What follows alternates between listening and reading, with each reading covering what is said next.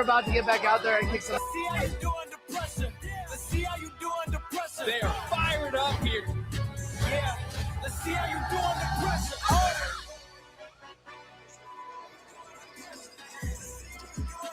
Welcome to a beautiful night in Atlanta, Georgia, home to some of the biggest sports events around the world, and now one of the most electrifying tennis leagues that's taken the world by storm.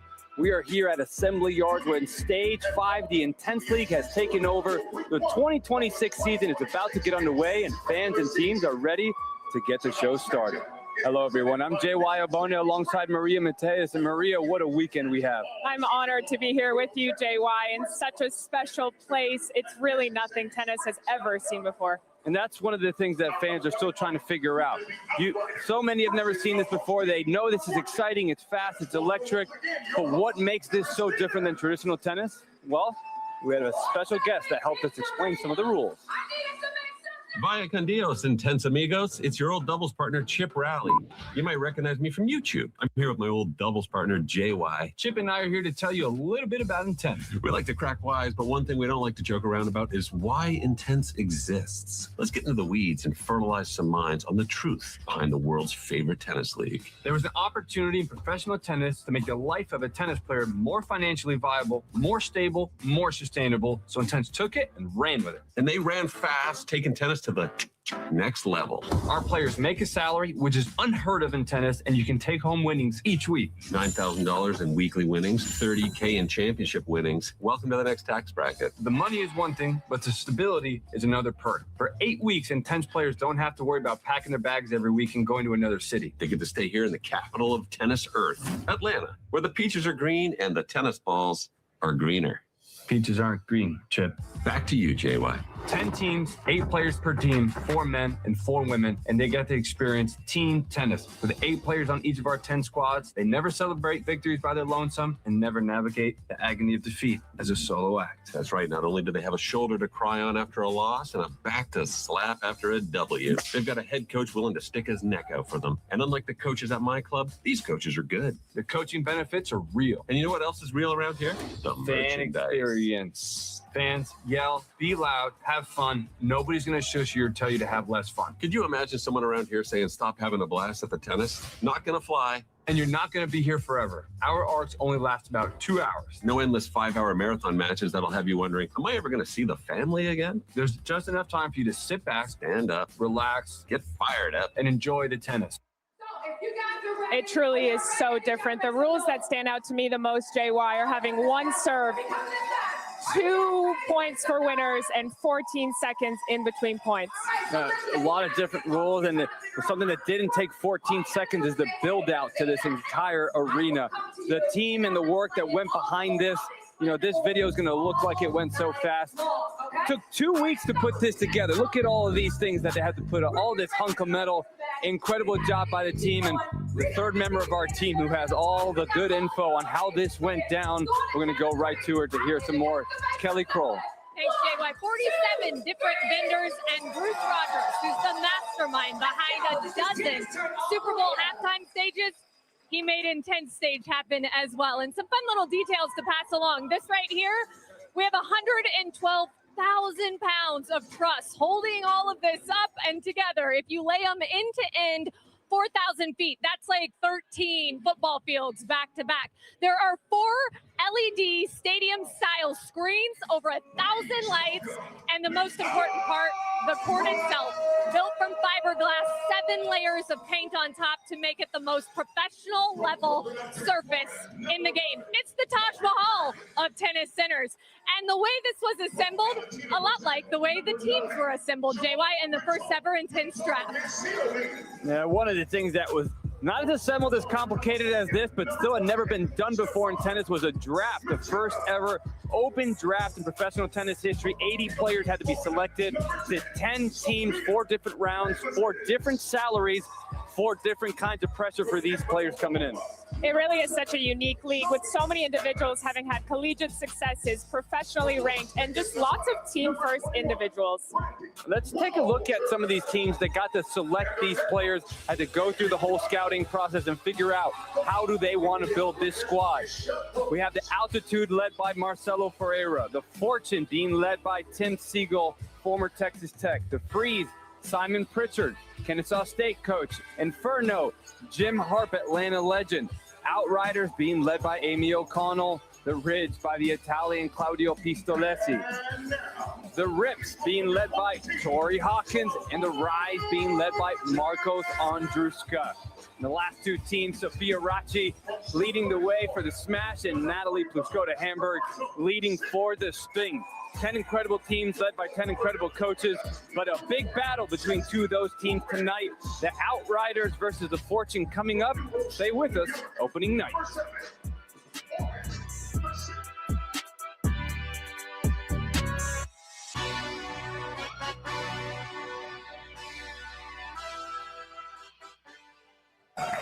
From Fort Lauderdale, Florida, number 16, Rafael Lacasse.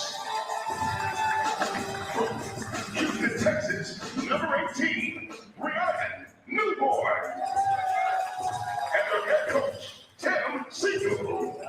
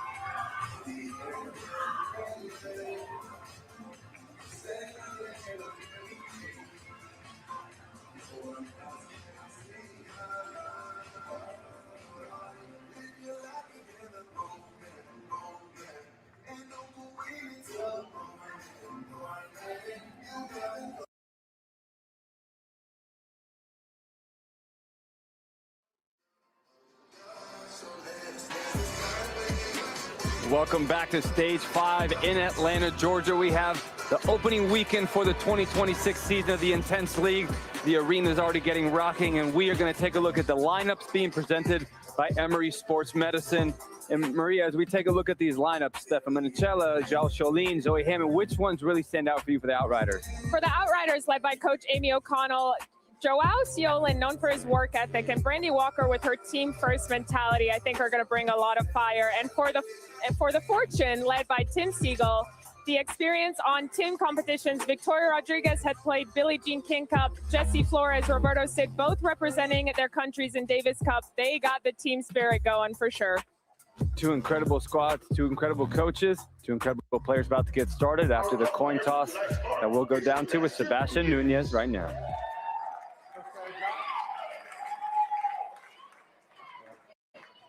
Welcome to the first match of Intense. Team Fortune, you're home. Team Outrider, you're away. You guys get the call. Heads or tails? Heads, please. Heads is the call. It's tails. All right. Outriders to serve. Good match. Here we go. And here we go. Opening night, opening play, opening starter. Joao Cholin on the far side. going to be leading the Outriders. On the near side, Roberto Cid, Dominican Republic, USF, absolute legend, got to number 2 in the country while he was his time there, played in all the Grand Slams, bringing some of that experience now to lead the Outriders. Jal Shalin, the Brazilian, one of, if not the most decorated player ever to come out of University of Texas, San Antonio. They're going to be going ahead to lead it. 14 seconds on the clock. One toss, one serve only. Welcome to Intense. The nerves right there. That one missed by a lot. We know where that comes from. This arena is different. The pressure.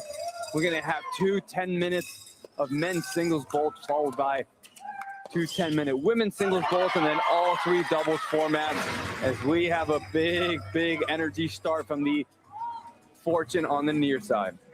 It really is so different, JY, with all the different formats. Very different atmosphere here than traditional tennis, right? I would be extremely nervous if I was starting out just like them, especially with the one serve. You got to make sure you're practicing that weeks before coming out here to perform. Yeah, and we've seen both of these players at scrimmages and practices, and we know they're taking a little bit off the ball right now to try to find their rhythm, work the point.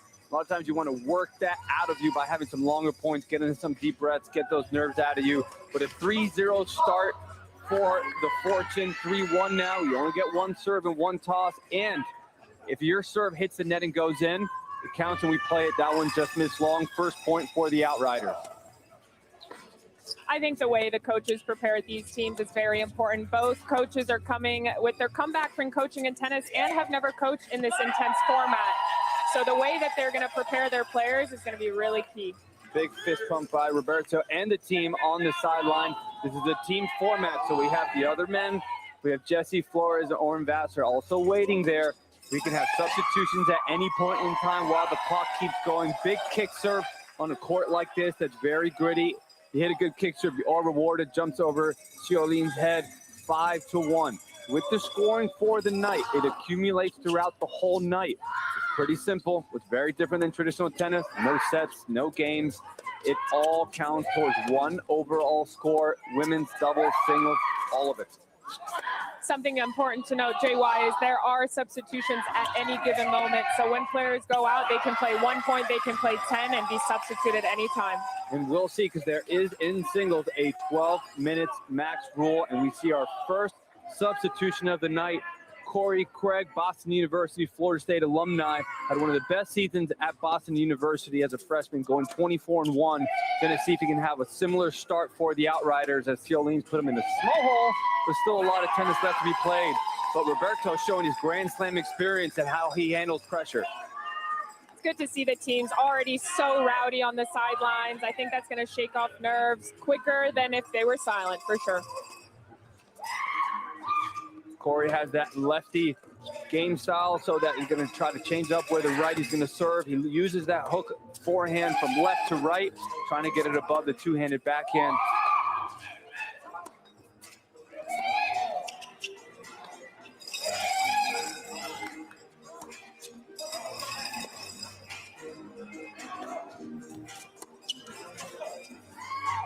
Longest rally of the night comes in with the drop shot, and we're going to have our first +2 winner of the night for the Fortune. Roberto looking to his team, to the crowd, to rise up, give him some support for that 9-1 lead as they get things started. Beautiful point there. We see both players having pretty heavy ground strokes here, and I like to see both of them trying to come and move in just like Sid did there, and it paid off for him. That's the first forehand. We finally see a player unload. 9-2 for Fortune on the near side. No, he missed that, but you can see he's starting to loosen up, and sometimes that's another way to loosen up. Just go big every now and then. The score makes that more comfortable for him as well. But 9-3, 2 points in a row for Corey Craig and the Outriders. And I think, too, for these players, once they start feeling how good it feels to get those 2-pointers on the board with winners, they want to go for more. It's important to make sure that they stay controlled and have big targets. Couple errors by Roberto. We're going to see our first substitute for the Fortune. Jesse Flores, Costa Rican player, also from the University of Miami. Him and fellow Oren Vassar are alumni there. He's getting his first action, a tense overhead. 9-5, Outriders on a little bit of a run. And see if Corey can use some of that lefty action. Jesse Flores, big hitter, likes to find his way forward. He's a little bit spinny and tight. Let's see if he forces the issue. Drop shot approach comes forward. Corey Craig with the passing shot winner. Hawkeye electronic line calling calls it in. +2 winner for them for the first time. 9-7.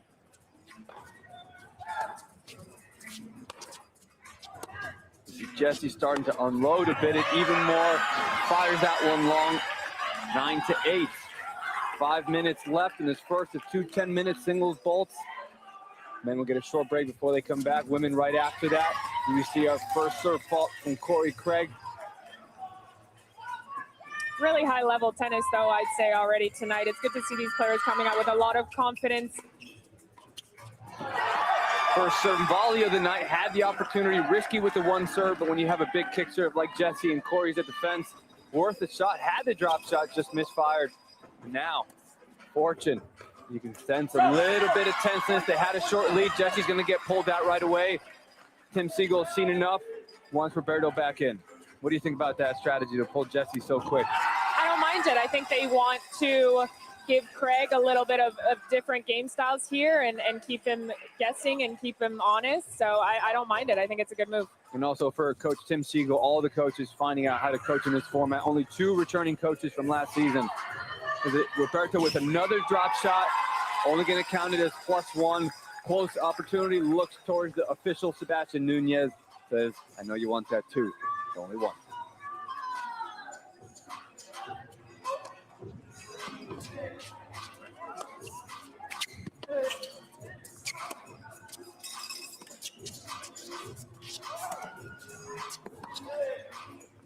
And the best things Corey does is what you're seeing right now. He wears his opponents down, he works them, he puts a lot of balls in play right away, makes you want to feel like you got to overhit at times to get through it with his great movement. Corey spent a lot of time in Japan playing tournaments with his mom from Japan, got to experience a different culture, different game styles there. Looks a lot like Yoshi Nishioka to me every time I watch him play, but this is the Florida State version. Agreed. And he has that, you know, he's a little bit far behind the baseline. I think the Outriders, if they want to, the Fortune, if they want to be winning points against him, they need to use that drop shot, which Sid has been using very well. Big backhand cross court, forced air, big system to the sideline, 1 point lead, Fortune 13-12 near side. Far side is the Outriders.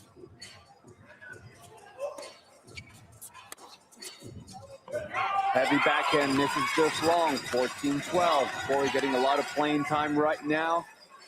Played for 5 minutes in a row.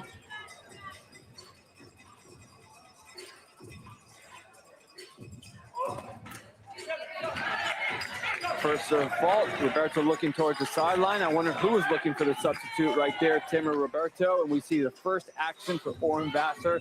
You mentioned another Florida State alumni. Should have gone there.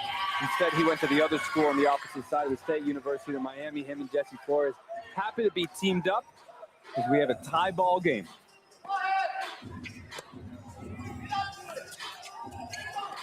Chip forehand, not something you see very often, but uses it to advantage. Approach coming in, coming up for the big overhead. Misses it long. Wide. We've seen a couple missed overheads.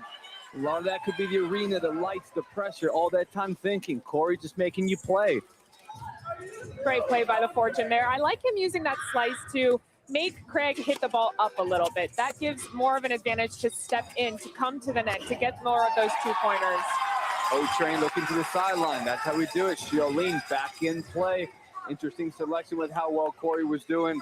Give him a break. We'll see if Xiaolin, some of those nerves got out. He's ready to go again. He's got a lot of fire. He's explosive when he gets going, but some of the nerves are still there for him.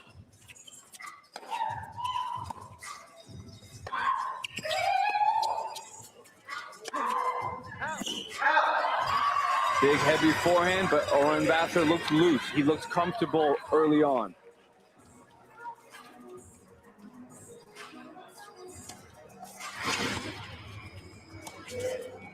Kick out wide, slice coming in, forces that passing shot wide.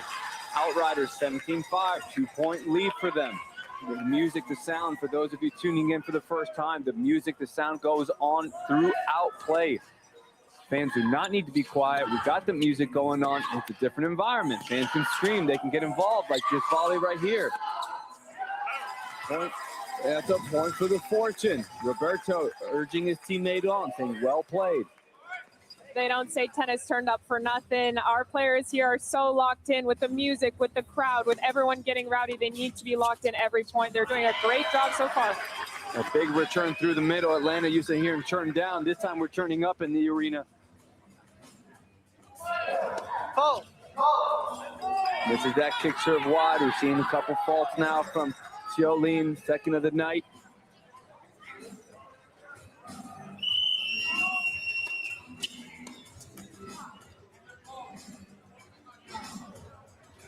Right, we're gonna have a short break right here. I think all the teams, that's the end of the first ball. Look how fast that happened. I was locked in, but we'll take a quick break. Be right back.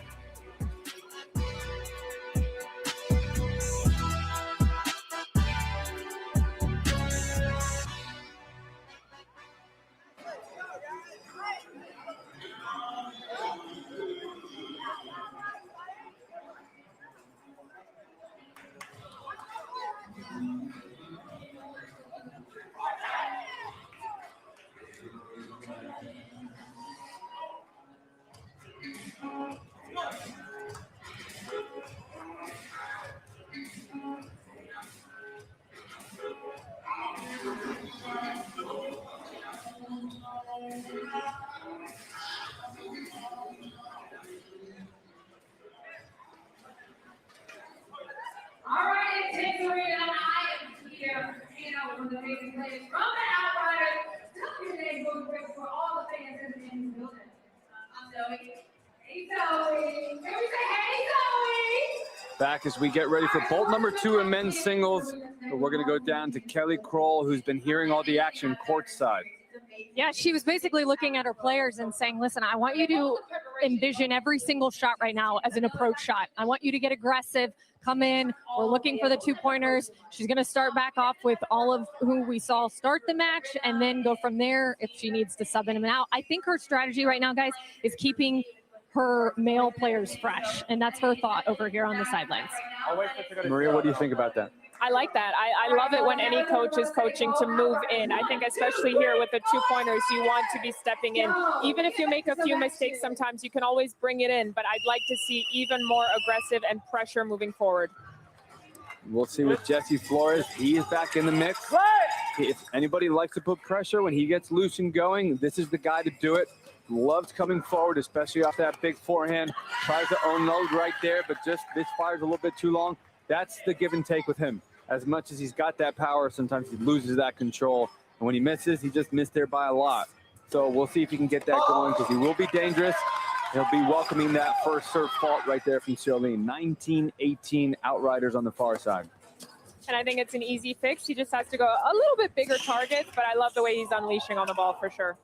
Unfortunate right there, but fortunate for Fortune is that Jesse had hit a good approach right there, but Xiaolin off the net goes in. But that's what you want to see. Looking forward, looking comfortable, force at the issue sometimes, you'll get going. And that's that big kick serve that we were talking about. This court really takes that kick, and I think some of these players have to get used to that because it does move a lot more than you might think. Couple points in a row right now for Xiaolin.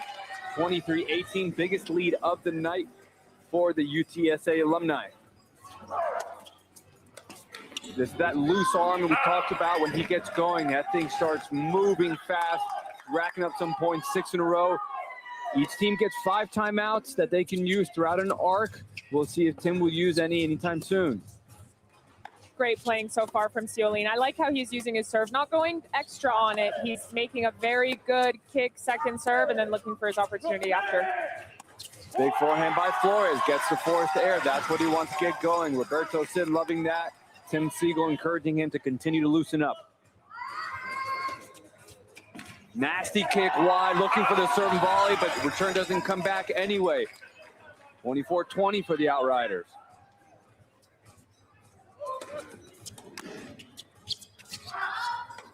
Could have snuck in a little bit right there. Off the net, goes over +2. No apologies here. Take that winner, 2 points.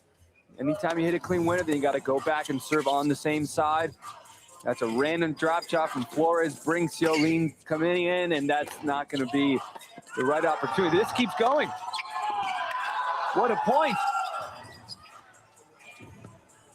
Neutral slice. We are back to neutral, back to offense for Xiaolin. Point of the night so far. Wow, amazing, amazing tennis out here. Moving back and forth around the court, everywhere. They are everywhere.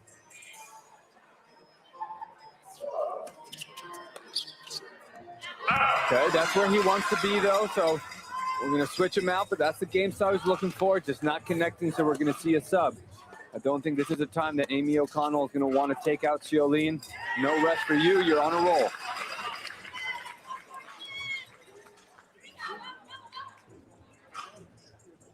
Xiaolin in his debut in the Intense League, looking up at the clock like a veteran, working it, finding his rhythm, finding his breathing.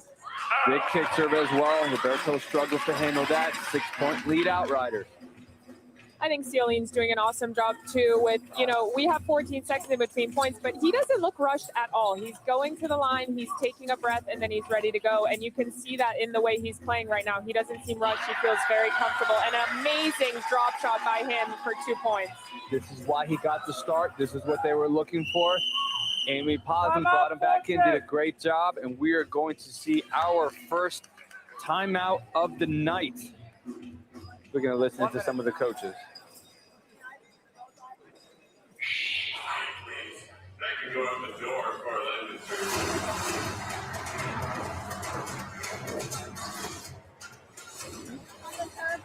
It's so opposite of what we're used to doing. So when we're up and we got the momentum, you know, yeah, you can afford to kind of breathe, right? So watch the clock and use that to your advantage. Make him play, keep your weight going forward, and then I love the change-up. I love the mix-up. If he throws Flores in there, you know he's going to serve the ball. You know he's going to return and come in, big target on the pass, okay? I'm going to have to sub you out in a minute just because of time reasons, so be ready. Okay, all right, let's go. And that's our first mic'd up moment of the night by Centerline. What do you think about that, Maria? I loved it. I think she has a great point. First of all, interesting that she told him right away, hey, I'm going to sub you out in about a minute so that you don't reach your time limit. But I like that she's saying, you know, change up the paces, hit higher, hit lower, make them play and make them miss, which she's been doing really well so far. 30-22, 23 now.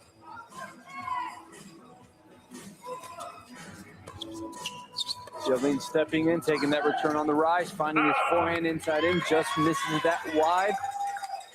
The comfort level is there.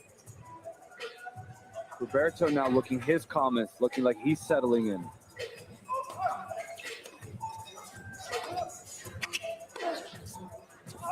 That's one of those opportunities right there. If you're Roberto, probably wants to flatten it out and come in, but sometimes he puts a little too much spin, couldn't come in. Xiaolin takes advantage.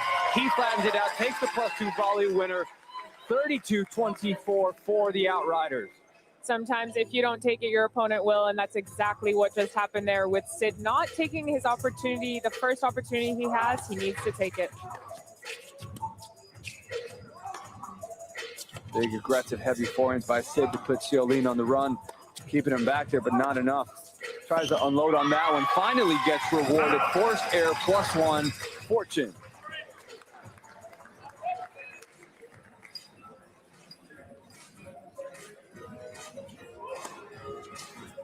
Five minutes left in this final men's singles. Both women's singles will be coming up after this. Corey Craig now comes in as Xiaolin was reaching his max time limit. Drop shot, pulls him back in. Can he finish the volley? No. Keeps going back in and forward. Boom! Corey Craig grinds it out. That's what he does best. Roberto Sid gets substituted. Jesse Flores back in. Corey Craig tried to play the quick serve. In this format, you do not have to wait for the returner to be ready, but sometimes the server goes so fast they're not ready either. I want to see some underhand serves, JY. I feel like that's just going to bring the crowd energy up. They're going to love it. And what we see, that's the mindset. That's understanding the format. That return was going to go wide. Flores understood he had the overhead opportunity to go for +2. Great situational awareness. It was another volley winner, 4-point swing. Corey wanted it to be called out. Hawkeye said, nuh-uh.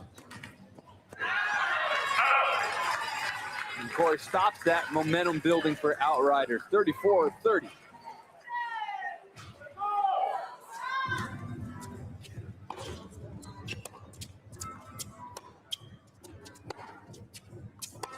Heavy forehand by Craig. The sound off his racket when he connects. Uncomfortable. Righties do not like that lefty hook forehand above their shoulder on the backhand. Flores leaving a lot of balls in the middle of the court. How do you handle a moment like that? I know you had a two-handed backhand. What do you do to get out of that? You know, I think you got to grip and you got to go for it, especially in this format. Sometimes, you know, if you're not going to take it, like I said, someone else will. And then you might have that happen after that because you're even tighter because you didn't go for it the point before. If you have it, you take it and you're not going to regret it. 36-30, 6-point lead.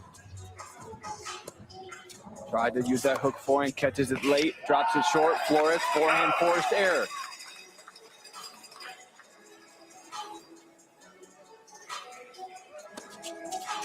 Big kick serve and volley, but Corey Craig this time, great adjustment. Went from sitting all the way back on the return, understands Flores wants to serve and volley now, and he takes that return early and puts the pressure on Flores, forces that volley wide. And really awesome return going to the feet, especially if your opponent's coming in a lot. You want to find that zone where it's in their feet, and that was perfect from him. Very difficult to get that return down, especially above on the backhand side. And that's one of those things that you try to do at backhand to a lefty's forehand. Use the angles a little bit more, get them out of that comfort zone. Big kick serve. First one we've seen wide on Craig from Flores. Changing it up, caught him off guard. Service winner. That one he unloads on, no kick on that one, flat right there. Gets the pace, went right through that ball, no brushing up on that. Another service winner. Ooh, angle return winner, +2. I don't know if he hit that the way he wanted. I'm not sure, but if he did, then that was amazing to him, just adjusting a little bit from the point before on the outside. He knew exactly where the serve was going to go, and he knew where he was going to hit it. Roberto said back in with the sub. Interesting, we've seen Flores actually hit some of these returns as he struggles with the lefty spin from Craig. Not that it's a big serve, but with the kick and the spin, he's just struggling with that rhythm. No problems with rhythm for Sid right there. 5-point lead.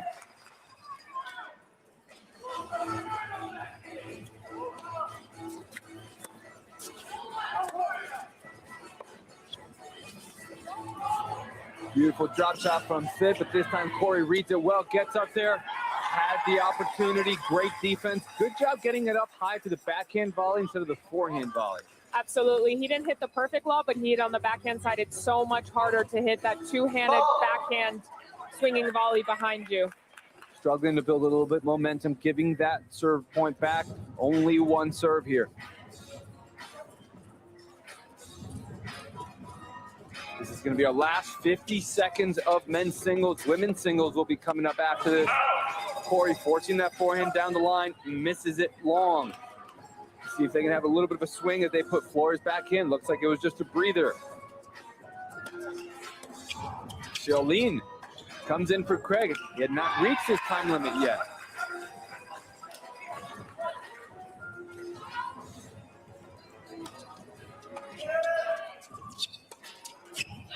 That's a big kick serve. You thought he wanted a serve and volley behind that. He got what he wanted, a floating return, but it went to the backhand side, which he does not favor too much. Final 10 seconds. Forehand inside out wide. Is he going to force this one final point? 3, 2, yes he is. Gets it off. Big changeup. Do they give him the +2? No, but still they will take that point. Great touch by Ciolin. What do you think about the start of tonight? That was awesome. I mean, hey, what a start. This is incredible. We had so many substitutions too, which shows the levels of each player, and it's so competitive. I liked them ending with Ciolin. I think he was the more dominant player throughout, and I'm excited to see what else is going to go on tonight with these ladies. Really good. Yeah, Outriders did a good job managing the start from Ciolin and then got it really going with Corey Craig and Ciolin. And then Corey Craig, solidness to finish. They're going to ride in this short little lead going into women's singles. We'll be back in a few short minutes.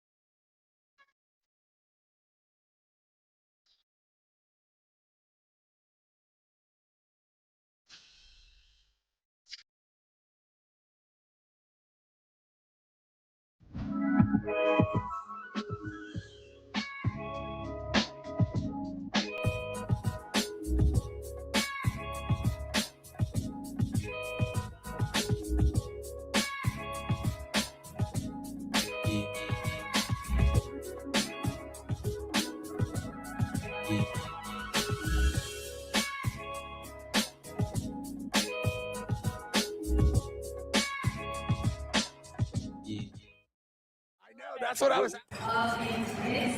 Shuffle. All right. Hey, how are you? All right. So this is how it's gonna work. We're gonna put a tennis ball inside. Oh, look at this flag. Yes, the flag from it.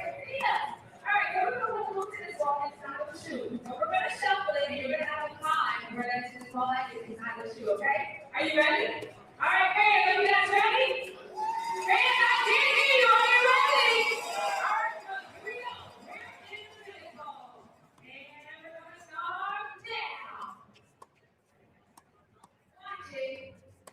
All right. You're watching, right, Rose? You're watching, okay? And let's shuffle. Okay, go for it. Keep it up with it, okay? Keep going, fans. Are you keeping up with it? Are you keeping up with it? Oh, wait a minute. Move around. Still going, still going. Okay, and all right. All right, and you're screaming. All right, look. What number is the shoe in? Number 1. Is it number 1? Let's see. Man, what do you think it is?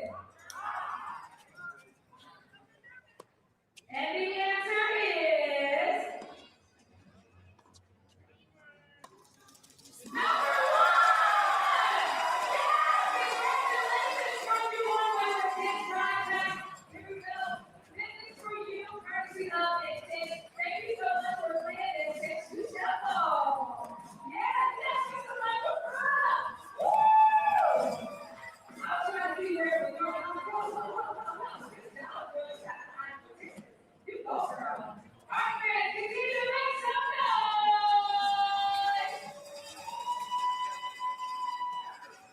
All right, attention, and we want to see you on the big screen. Here's what you do. Scan the QR code on the video board, get that right there, and upload your best Intense for a chance to see yourself. This has been an incredible men's singles vault. JY Abona here, Maria Mateus, Chef Rose. Okay, all right, yeah. I just got back from Halloween costume party. I'm kidding. We got to hear the story. Okay. Amy, our fearless coach, I'm with the Outriders, by the way. Those are my people. And the Outriders denotes a cowboy. From what I understand, it's what cowboys would send riders ahead to make sure the land was okay. Basically a point man, a scout, as it were.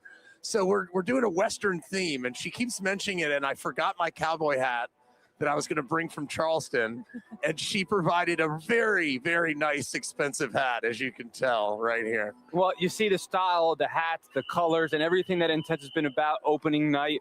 What has your experience been so far? Well, I mean, it's no rules. No rules, just right. Yeah. Should we call Outback Steakhouse? Yeah, sponsor? Come on. No, it's so cool, and you get to see up close. Look, most tennis fans, I bet, can't afford to sit this close to like top-level tennis, and you just see the speed and the power, and it's eye-opening. And I just saw one of our team members went up to the ball boys and girls and said, I was once a ball boy and girl. It's nice to meet you. This is bringing it to the people that are going to be inspired to one day try to go all the way, just like they have. That is so special. Where do you see Intense in 5 years? Well, I think talking to them, I think it would be cool if it made visits to other cities so more kids and adults can be exposed to high-level tennis in this fun environment. And I think there's something about it because you're encouraged to make noise. There's something about it that makes it a little lighter of a pursuit and less pressure, almost more fun. Absolutely. If you want that less pressure, who would you choose as your doubles partner? In the world? on the Outriders team. I like our guy Corey. He's cool. He played for FSU, and I spoke to my friend who's a coach at Duke, and he goes, "Great guy. We wanted him."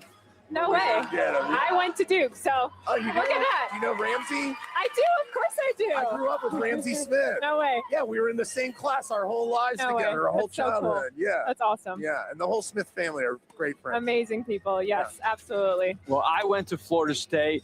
Sophia Cabezas from the Outriders went to Tennessee. Victoria Rodriguez, I think, went straight pro. No, I know. No, she went to Tennessee. There's a Tennessee. That's Sophia over there. The out. Yes. Yeah. She went to Tennessee, and there's a Kentucky player too. I've already. Yep. They're on our team, and I'm razzing them a little bit.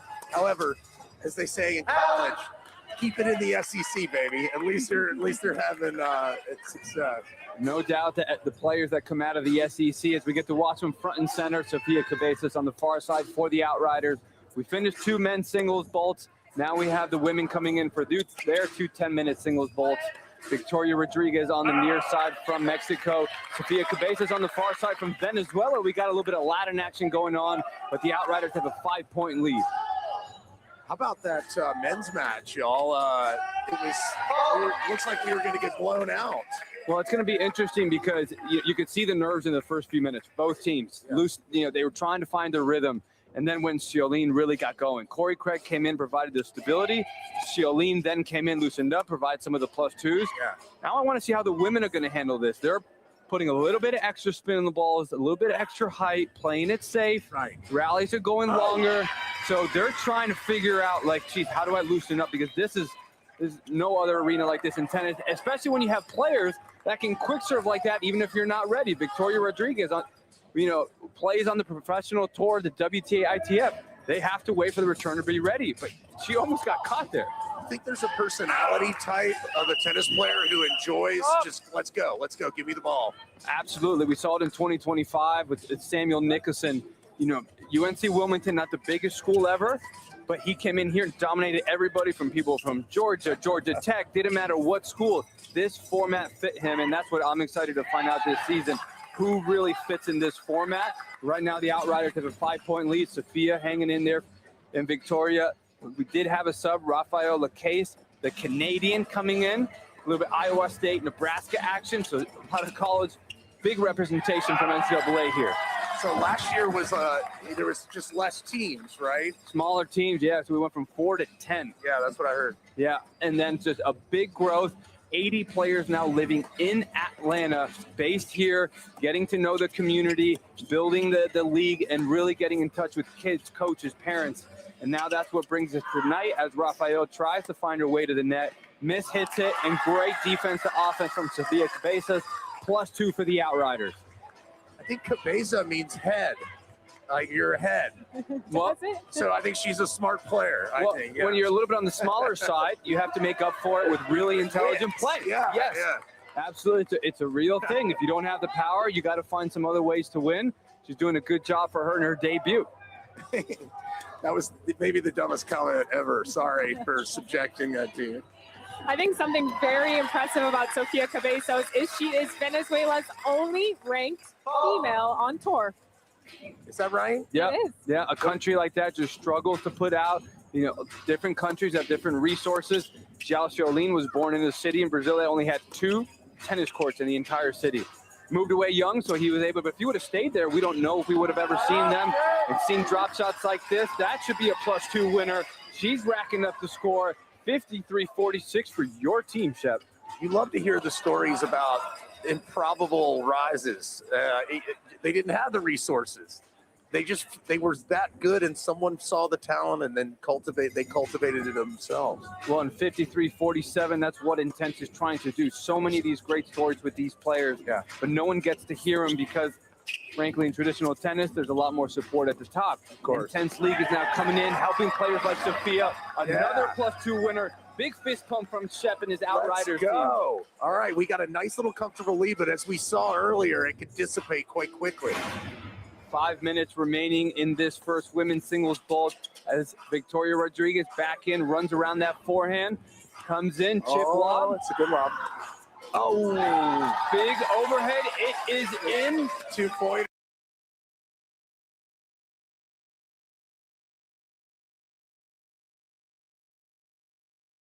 Clock here. We have time. So if I'm down a little bit, that's what they have to get used to. A lot of times they're used to it. If that scoreboard pressure's on, it's hard for them to come back. And here they can work it. And then if you get subbed out, you can sort of get inspired by your partner. That's one of the beauties of this, as Victoria Rodriguez didn't play well in the start, got taken a break, a little bit of coaching, got to be able to reset, so didn't see a lot of her downside of tennis. She got pulled out. There you go. And then coach puts her back in. She's playing better, except for that serve fault right there, as we see Brandy Walker getting her first action of the night for the Outriders on the far side. Brandy, let's go. Oh, look at that. Rocket. Look at her. Unload Two-pointer. That's how you get some of those nerves out. Big forehand down the line for Brandy Walker. 4 minutes remaining. Shep, don't want to keep you here too long. Really appreciate it. We're going to see you throughout the night. This was fun to have you. Good luck to the Outriders, man. Thanks for having me. Thank you for having us. I'm going to be back at a few other events. I can't wait to catch up with you guys again. Thanks for chatting. Okay. Appreciate it.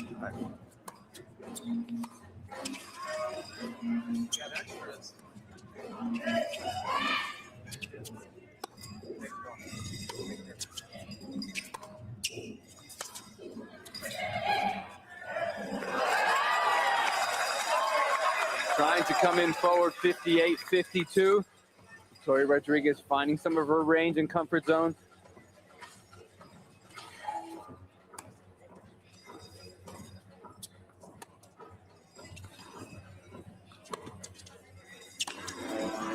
Backhand inside out, big. Shelley with her best play so far, only a 5-point lead. I've played Victoria multiple times actually on tour, and her backhand is very, very good, especially her backhand down the line. It's sneaky, it's fast. You see her hitting an amazing forehand there, though. +2 winner, go back and serve on the same side. Brandy starting to play aggressive, but that heavy spin going above her shoulder. Quick pull out, Zoe Hammond. Another SEC. Shep was talking about his team with the representation. Zoe Hammond, graduating from Kentucky, perfect 4.0 GPA. She's going to bring some of that stellar performance onto the Intense arena. In that short chip, awkward position, right? When the slice goes deep or short, it's kind of easy to handle it. But then when it's in the middle of the court, you're not sure if you should attack it. What do you do? It's awkward. It's an awkward place. It's no man's land, right? So you don't really want to be there. You got to either go forward or hit it and move back. I prefer going forward, though, for sure. Trying to use some of that chip one more time, brings her in, and that heavy topspin forehand. Zoe has probably the heaviest forehand with the most amount of spin on the women's side. When you come to the net, it's awkward to volley with that much shape when the ball comes to you. For sure, it absolutely is. But she's playing some great tennis here starting out. Something so impressive about Zoe. Oh, we have a timeout. We are going to have a timeout presented by Emory Sports Medicine. We're going to get a little bit of insight on what we're going to hear.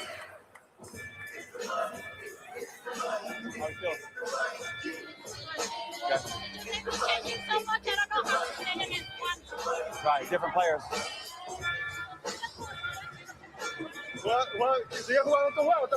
Hey, remember when the ball lands mid-court, you don't have to come all the way in, but take the ball earlier. So, all right, play offense.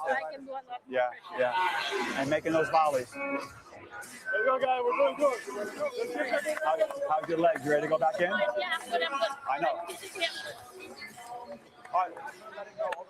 Let's go.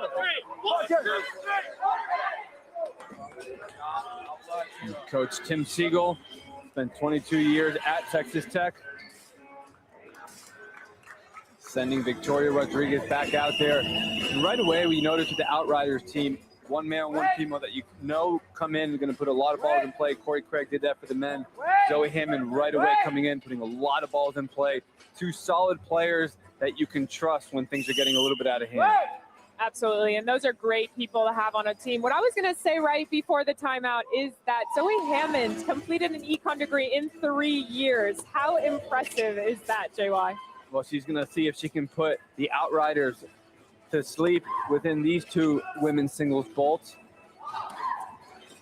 Heavy forehand inside in, gets that overhead opportunity. Great point, but also great touch by Victoria to stay in there and not turn that into a +2. Still a 6-point lead for the Outriders. Something about Victoria, she got some wheels. It is a pain to play against her because she gets every single ball back, and she proved that there. And on a court like this, how much more impactful will that be? A slow court, a gritty court, it helps her for sure, right? Because she has even more time to get to the ball, and she's using it.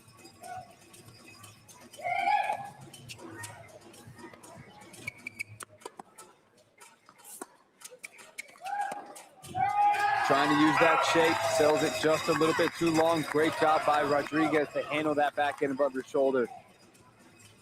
Final minute of this first women's singles, both chip backhand cross court. Interesting for Victoria to run all the way around her backhand, her forehand all the way out there, and we see why. Big backhand, she loves to hit it. Sometimes it's dangerous to do that because you leave the whole outside open, but she's so comfortable on that backhand, and she gets back to the middle so quickly that she gets away with it. Zoe trying to find Victoria's forehand a little bit more, but Victoria says it doesn't matter where you hit it because I got it, +2 winner. It is now only a 1-point lead as we have 30 seconds left. Sabia Cabezas back in. Did a good job as she started to see if she can finish off well. Trying to sneak in forward, rusted a little bit. Half volley long, tie game. I love the way that she's moving in there, though. That's exactly what she wants to look for, and I know when she does it again, she's going to bring it in a little bit bigger target, and she's going to get what she wants. Sophia targeting that Rodriguez forehand, going right there cross court immediately.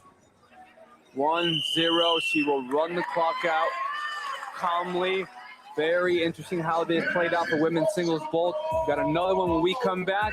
Stay with us.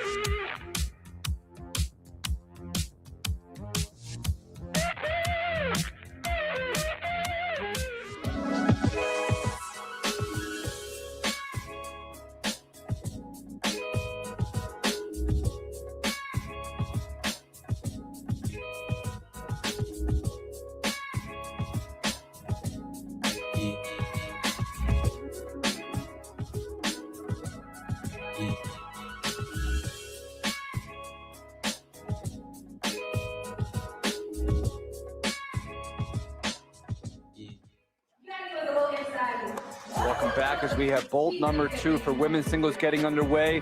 The Fortune have clawed back to make this a close event, being led by Coach Tim Siegel, one of the most interesting coaches you'll find in the league. Let's take a quick look and find out some more about Tim. Brazil. World Cup, baby. Oh yeah, oh yeah. Neymar. Let's go.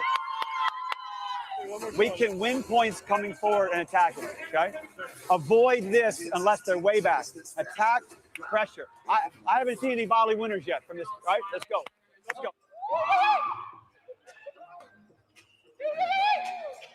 I want his serve. I want his serve. Hey, right? That's how we play. That's how we play. Gotta love that energy. And listening to the last time out, guys, that Coach T called, he was telling Victoria Rodriguez, I'd really love for you to send it deep to Zoe Hammond's backhand and find a way to come in off that, which was sort of saw towards the end of that last bolt. And I also got a kick out of him turning to Coach O'Connell and saying, hey, are you going to call any timeouts or just me? If you look at the scoreboard right now, Fortune used 2 of their 5. And, of course, Outriders, they're holding on to all 5 right now. So a lot of banter between the coaches, all in good fun, of course. Bolt number 2 in the women's getting underway. I love these mic'd up moments by center line because you really get to hear how do coaches actually coach. None of these, cookie cutter moments where we know exactly what they're going to say. Don't give us a lot of insight. We get to learn a lot about their personalities and how they coach that team. We're finally getting a lot more of a look at Rafael Lacaze, who did not play a lot in the first women's singles bolt. She's got the size and power. We're going to see how she handles the smaller Sophia Cabezas.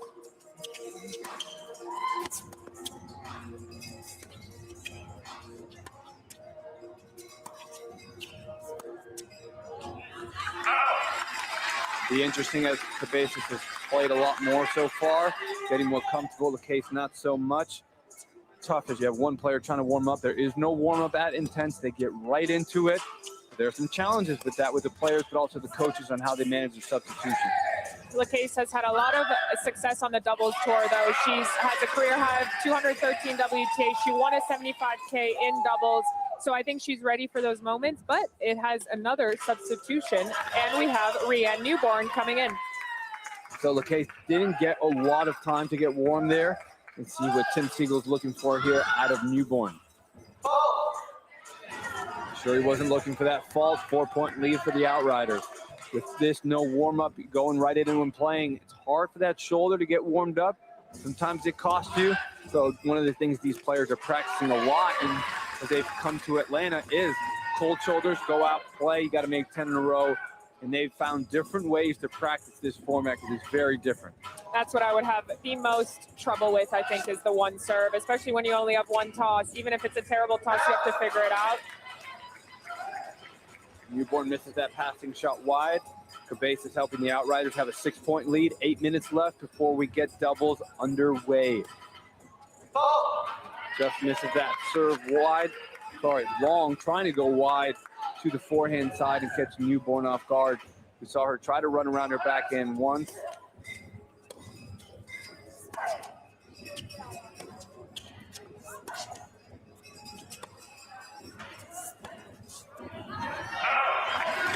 Misses that forehand long, heavy topspin. Sophia Cabezas, she looks calm, comfortable, racking up a lot of minutes so far. Got an 8 out of the 12 max that you are allowed to play in singles, back to a 7-point lead. Victoria Rodriguez, we've seen a lot of quick triggers with Tim Siegel. Rodriguez has been doing very well after that, her first start, so this makes sense to put her back in. Great.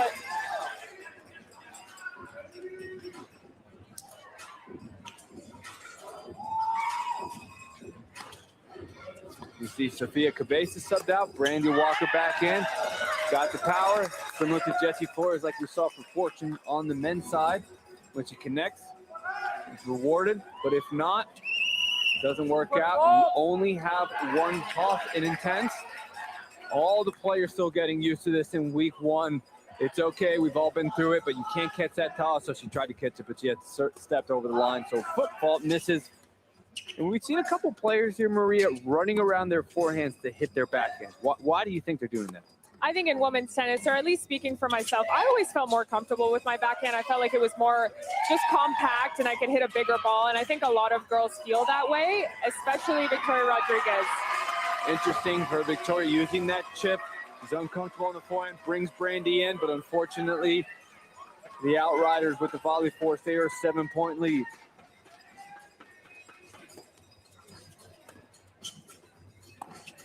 Backhand down the line, quicken the point to redirect to Victoria Rodriguez forehand.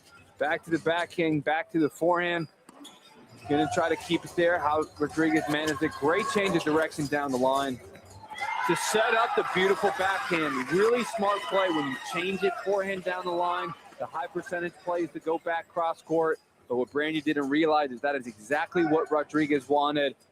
Big winner from there, +2.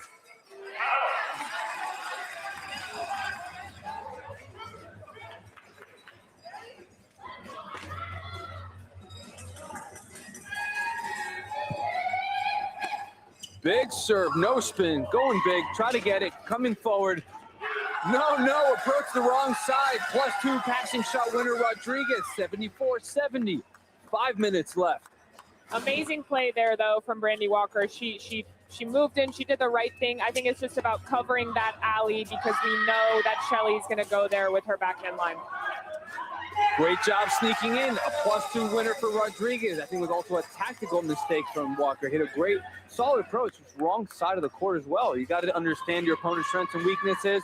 Coach pulls her out. Zoe Hammond coming in, the steady player, not right there, but let's see if Amy O'Connell can try to settle her team and get some consistent tennis.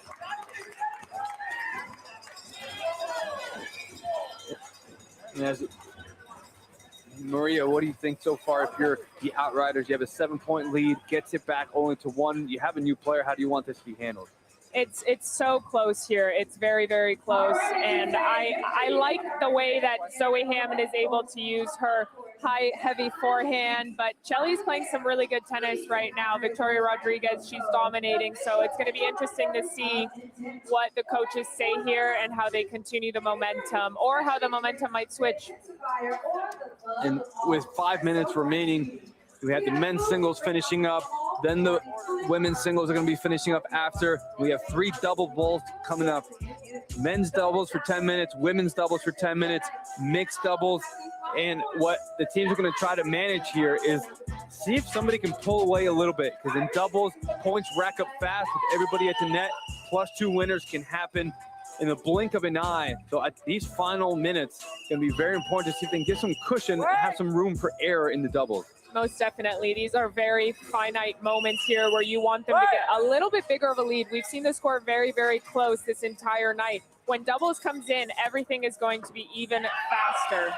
We have a tie game now, 74-74. Rodriguez used 10 of her 12 minutes, so she will not be able to finish this bolt without a substitution. The Fortune are going to try to get as much out of her as possible. All the reason to do it. She's won 29 points for her team since she's been in it. Only 2 faults, so that plus minus, loving it for the Fortune and Tim Siegel, but at some point a new player's going to have to come in.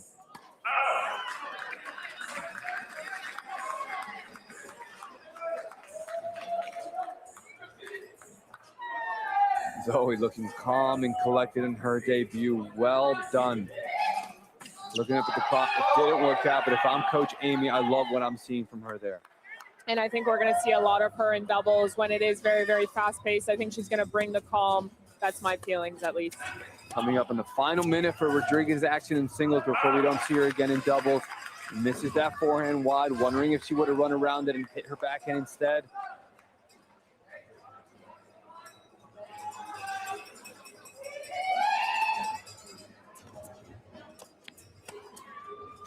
Zoe clearly targeting the Rodriguez forehand.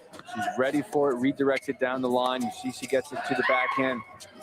Smart playing. She understands how to work out of her weakness. Interesting miss down the line. You think she'll try to go cross court there? I think she's trying to hit higher up on the Chelly backhand just to try and get into the court a little bit more. I'd like to see the Outriders moving in here. And we've got Sofia Cabezas is now in again. Another substitution. Rodriguez now coming up on her 12 minutes, hit her max time. We're going to have to see a mandatory substitution. LaCase jumps in, see how she can handle her moments, as she has not seen a lot of action thanks to a successful play of Rodriguez. Cabezas is going to try to take advantage. Forehand approach down the line, 1-point lead Outriders.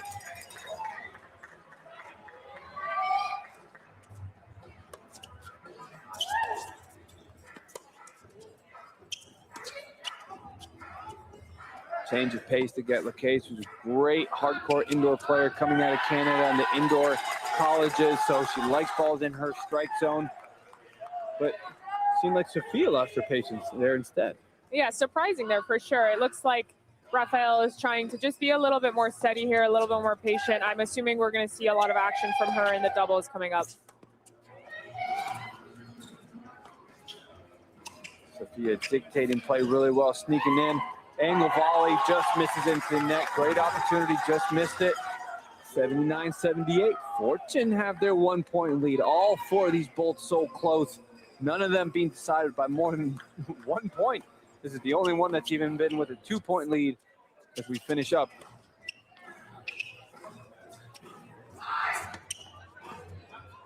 Look at that defense getting up above her shoulder. That's such a high shot, it turned into an offensive play. Sometimes when you hit those lobs too, you want to actually just sprint in because the next ball is probably going to come back high. First forehand we see from LaCase where she truly lets it go. Could this be the start of some better play?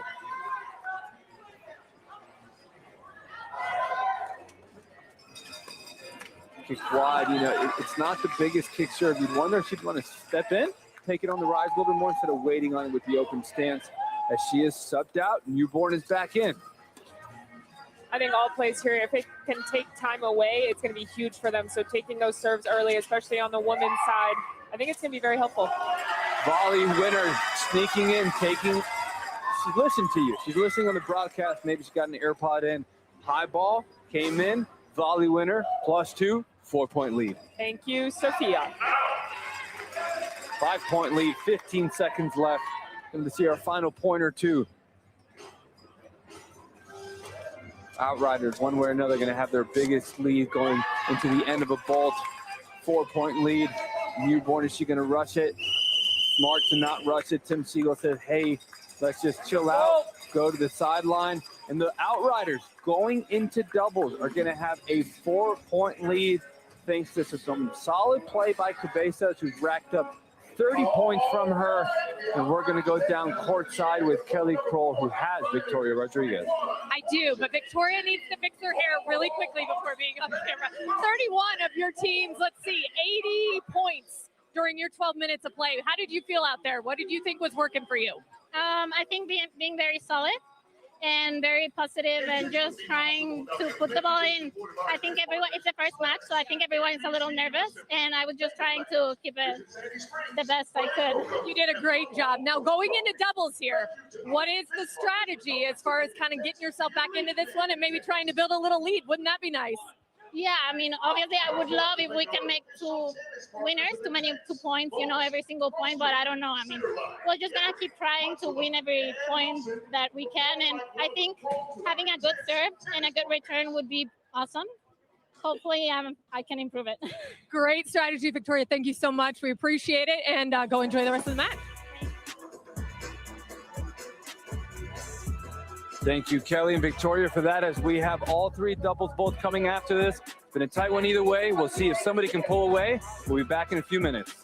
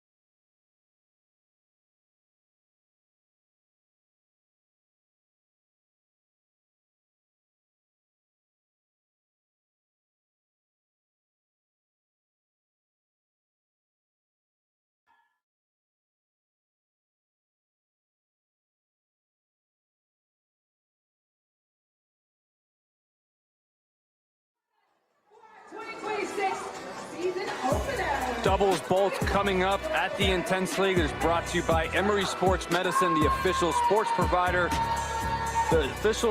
medicine provider of Intense. Opening night here, we've had the men's and women's singles bolts finishing up. I'm J.Y. Obone, Maria Mateus. Maria, what'd you think of these teams getting started? Awesome first night of tennis here. I think everyone's bringing their best level considering they're all nervous, and it makes sense. And I'm excited to see what the doubles brings. The singles was very exciting. All of the bolts were so close. We had barely a 2-point deficit, and it's just going to be a really good night of tennis continuing. What do you want to see from the Outriders coming up in doubles?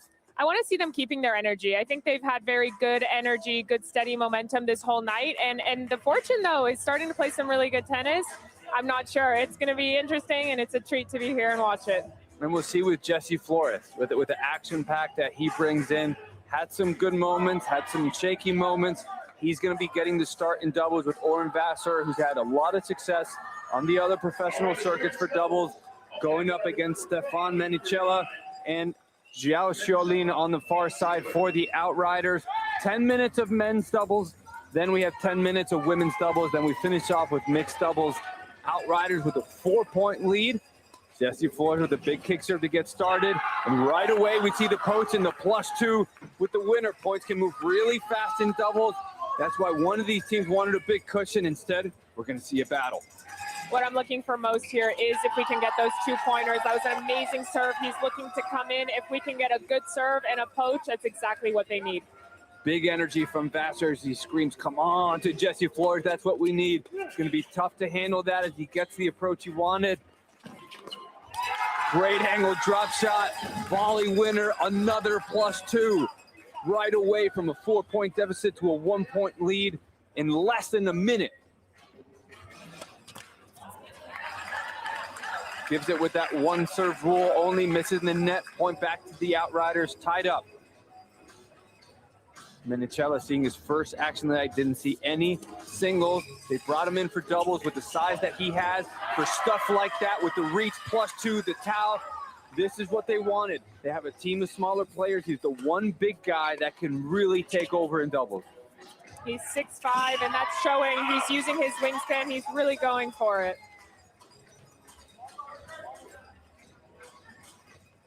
Oren Vassar to serve it up. That kick doesn't jump as much as Flores. Menicella can handle it much better. Gets that return low and forces the volley error. 2-point lead for the Outriders.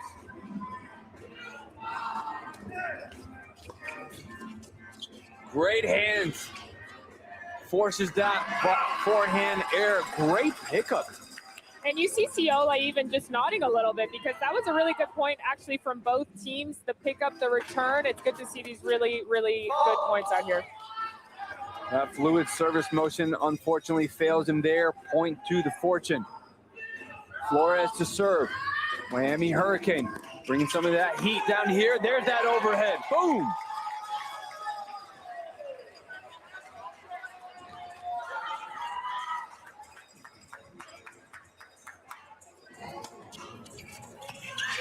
Huge kick serve to set up the volley. Little confusion there. It still works out. James Ciola into the backhand. Tied up once again. Seesaw.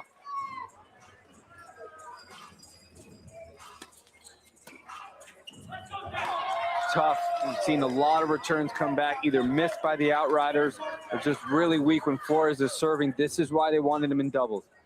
The most serve or +1 or return +1 points here you can get are the better.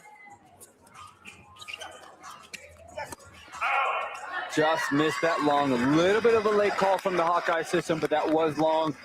Joining us for the first time, you saw that serve hit the net and go in, and they played it at Intense. We play the lets. We want action. We don't want to see stoppage. Going a little farther back, no serve and volley, but the pressure from Menicella at the net.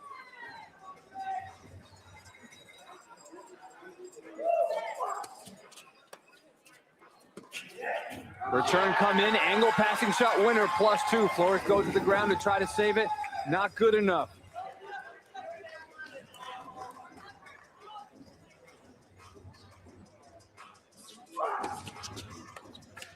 Tries to sneak in and come in. That's a tough play, Maria, to try to take returns and come in. Absolutely. I think with this fast pace too, because if you do miss, your opponent needs to get to the line, is going to get there quick, and your partner needs to get there even faster so that there isn't a fast serve happening. Sneaky play, forehand off the back foot, down the line winner. Not the high percentage play, but no one cares. Outriders 96-90. Mixing up that serve wide, gets the volley at Flores. Defense up to the net. Heavy forehand, so much action, it drops into the net. Went high over Flores' head, thought it was going out, drops in. That's a big miss. 8-point lead, Outriders with their biggest lead of the night. Gives it back with the serve. 5.5 minutes left before women's doubles gets their 10 minutes. Roberto Cid in for Oren Vassar. Another miss by Flores. That one was, he was going for it. It's just one of those moments where it just hung up there too long. Yeah, just bad luck. He wanted to get that. It was just a little bit too high for him. Good idea, but he'll get it next time for sure.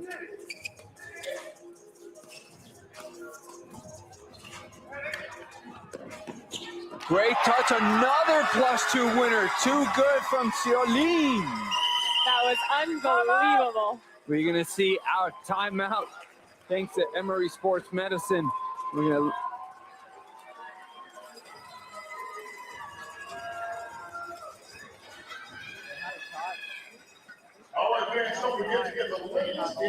Maria is an 11-point lead. What do you do if you're Tim? How do you calm this down?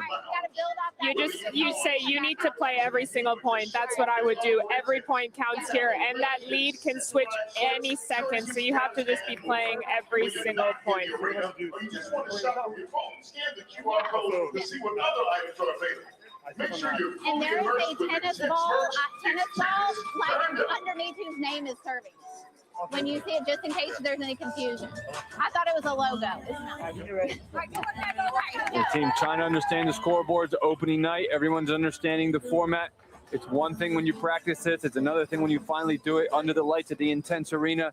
11-point lead for the Outriders.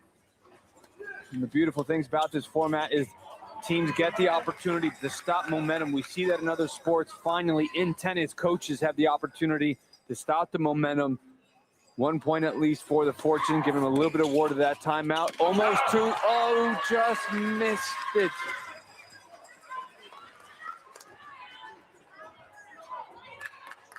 See a little bit of a calmer demeanor after that timeout from the Fortune. And those timeouts actually have a big impact because even just a little bit momentum shifts can change everything. Great hands by Sid. Also a great touch by Ciolin. Not easy pickup with Menicello in the poach. Point for the Fortune. They've been serving him all night long, getting into a rhythm.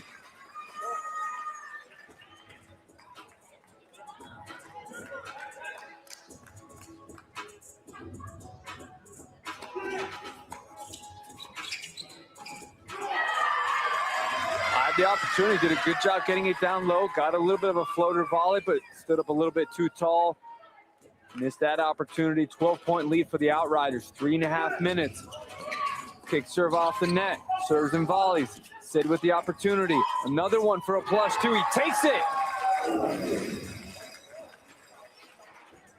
I like the way he really took his time on that one. He didn't rush to hit a volley. He let it drop. He saw where his opponents were, and he was able to find that small little corner where he could get the 2-pointers and execute it perfectly. Another kick serve to the backhand. A lot of spin in action, but they always served him there. He's ready for it. When are they going to change and serve him out wide?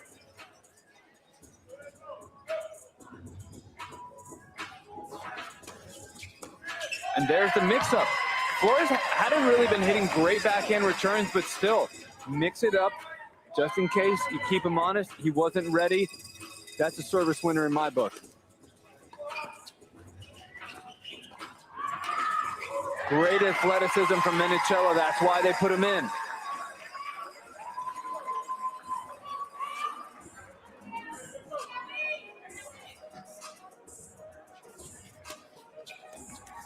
Another big kick mixed up. That's got some speed behind it. how tough is it to get the height he's getting, but with pace, considering his size? Extremely. He's using his wrist so well. He's able to really accelerate and get it through the court. Tough forehand there, but I like the way he's moving in and trying to come into the net.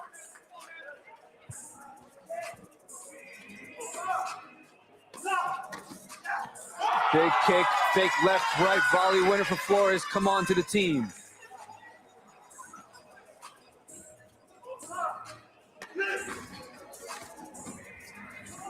Great read, held him, looked post. Thank you, point fortune.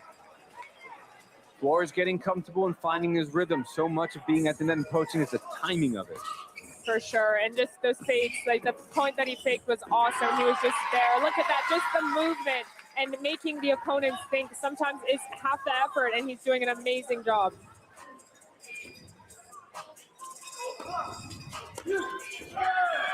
Will we see a timeout from Amy? Will she hold on and let the teams play? Some coaches want to see them roll with it.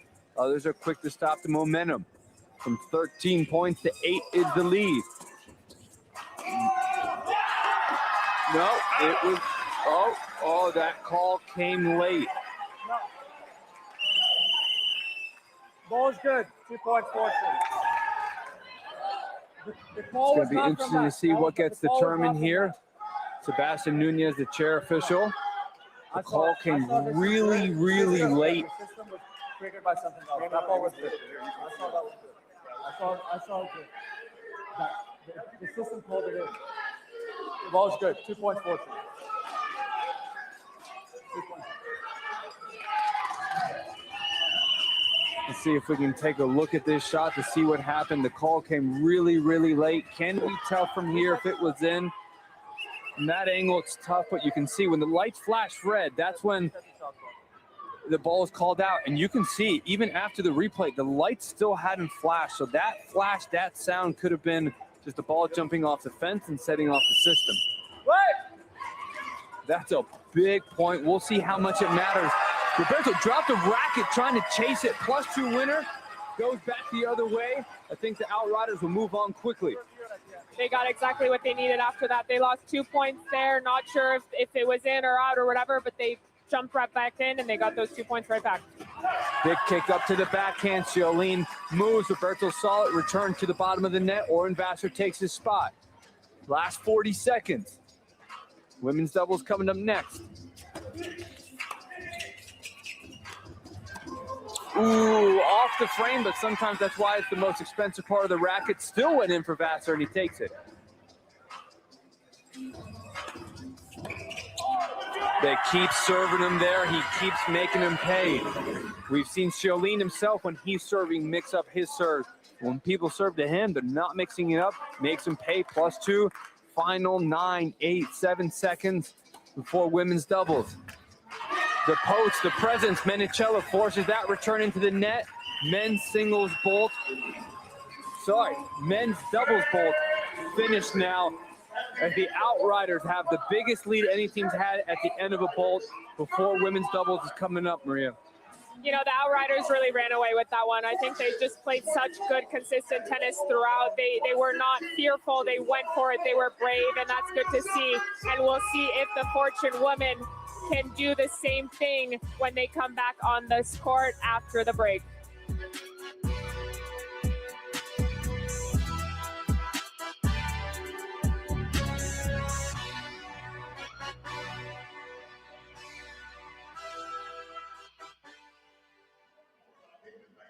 Visit davidbags.io. David Bags, how David should be.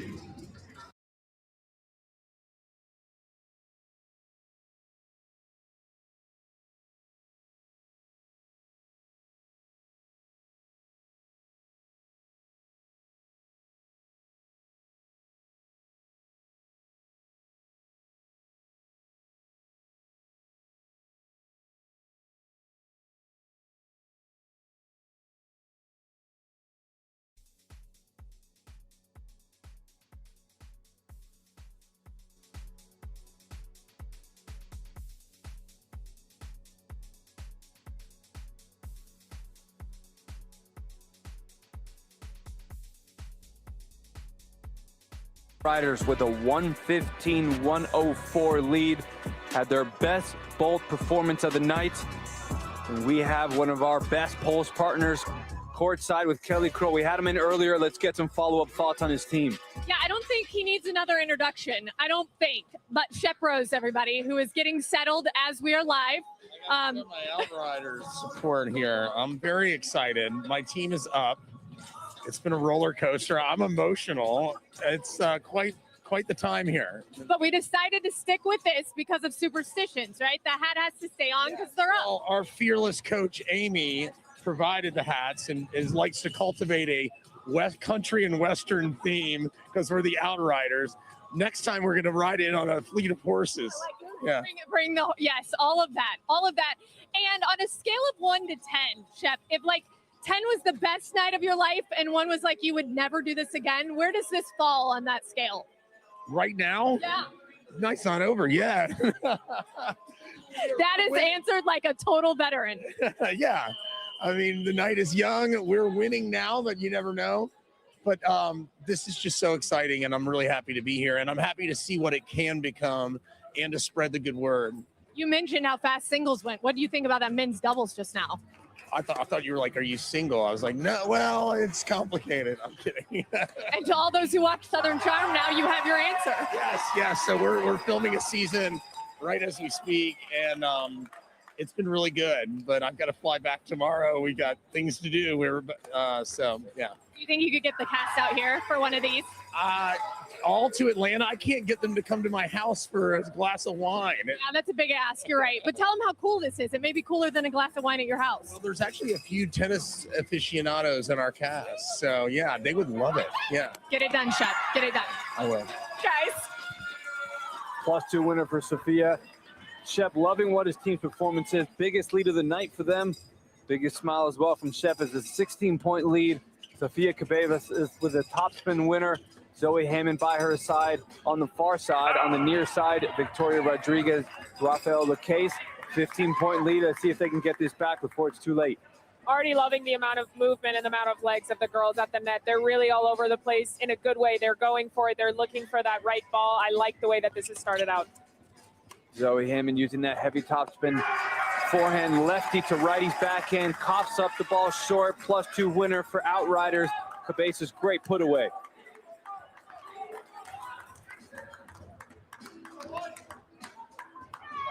This is where we start to wonder that scoreboard pressure that these players are not used to, seeing a double-digit lead like that.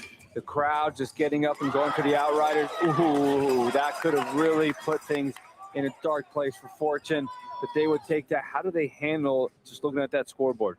I think it's important not to look at the scoreboard. If you're the Outriders right now, you're definitely playing freer because you have this amount of space in your scoreboard. If you're Fortune, you got to keep going for it. It looks like Shelly tried to go for that there. I don't mind it, but it's also important not to make too many mistakes. And also the clock. In traditional tennis, you can take a bathroom break, you can take your time, you can control the rhythm a little bit more. You can really kind of drag things out a little bit longer, but here the clock's going, and they're not used to that. Yeah, and that's why I think you just don't look at the clock. You just go for it. That was an unbelievable ball from her. She's saying, I'm still here. We're still here. We're Fortune, and we're not giving up just yet. Rafael Lacaze from Iowa State University, Nebraska, coming in, getting some of that doubles action. Great serve out wide, volley winner for Rodriguez.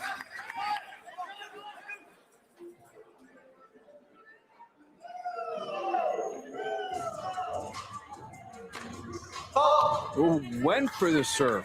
Risky with this one serve only format.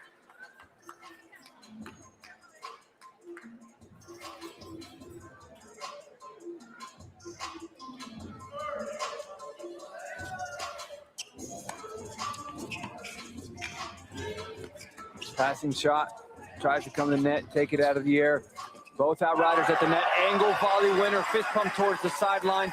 There was a couple seconds there that you felt like both teams, it's been a very intense back and forth night. Both teams seems like they took a big deep breath, but at an important moment, Zoe Hammond comes in, lifts them up and says, let's go team. It almost felt like time slowed down there a little bit, JY. It gave us a breath too, but Zoe Hammond here is on a roll. She's playing some good, brave tennis. She's fearless and she's just going for it, and I love it. 127-109, Outriders on the far side. Fortune near side in the all black. The case running around net, trying to play aggressive, return into the net, trying to stay calm, not easy.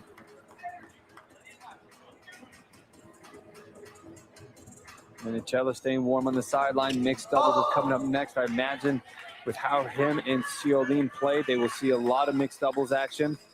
You got to stay warm on the sideline as they won't have time to warm up. Under 6 minutes before they take the court once again.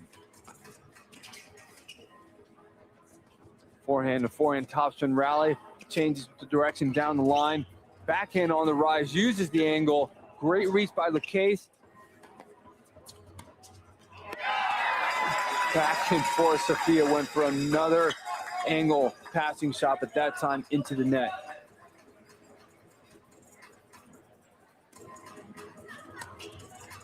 This is where Fortune needs to make a push. Couple points in a row. The men are a little bit quiet as well. They're wondering what to do at this point. LeCase is going to try to lift their spirits with the post. A great defense by LeCase, even better by Rodriguez.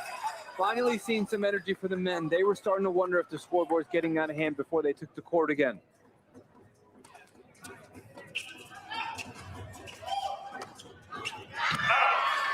That's a missed opportunity. Good job going for it, but Tim Siegel, we have our Emory Sports Medicine timeout, try to gather themselves. All right, fans, get your tickets now for all future dates by visiting intense.com and secure your cutting it seats and for then leaning Intense back. action. With matches every The deuce court girl is going cross court on returns. Cross, cross, cross. Okay? And when you're in a rally back and forth, don't let it come to you, go to it. The girl at the net, the lefty, is going to cross. The earlier you take the return, the better. And take some backhand returns up the line. When the righty's serving. Cabassa's serving, take a backhand up the line on the return. Let's go. Let's go. Hey, let's go. Down, 1 point at a time. Some great strategic coaching there from Tim. I like the way that he's telling them, you know, where to hit the ball. Sometimes if someone tells you to be aggressive, you're like, okay, great, but where am I being aggressive? These girls are everywhere on the court right now. I like how he's telling on the deuce side, only return cross. It makes it very simple for them and for Chelly on the ad side. They're saying, move forward, don't wait for the ball. And I love that. I love that advice from him. You see LeCase there being more aggressive, trying to take that return, preventing Zoe from poaching. 129-114. And sometimes it's not even about hitting the best shot or the hardest shot. It's taking time away. And that's going to be very key here in these last few minutes, 4 minutes and a little to go here. Great angle by Zoe to open up the court. Sophia with the poach, missed it after. 14-point lead. Change of pace, serve wide. Good lob down the line. Zoe really sticks the middle of the net. Takes that overhead +2. Stops the momentum. Corey Craig, lefty to lefty fist pump. Loving that overhead. 3, 2, 1, 14 seconds. Just got that toss off. Only 14 seconds in between points. These players have actually done a great job. Haven't seen the shot clock run down on them once. Zoe almost got it in time, but missed the serve. I wonder if she saw that scoreboard light up red that had run out, but she gets right back to it with a great dipper return. Bounced right back. I love the demeanor on her right now. She's focused. You know, she little grimace on her face after she missed that serve. She's like, shoot, I really wanted that one, but she's right back and she's playing some really good tennis. Great reflex volleys by both teams.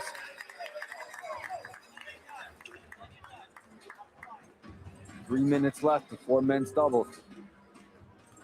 Our mixed. Things moving fast even for me.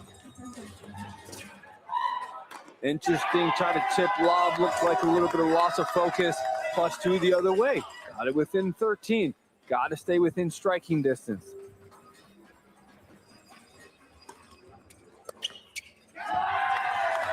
Great, little bit of slight serve down the tee. Force the return miss. 12-point lead.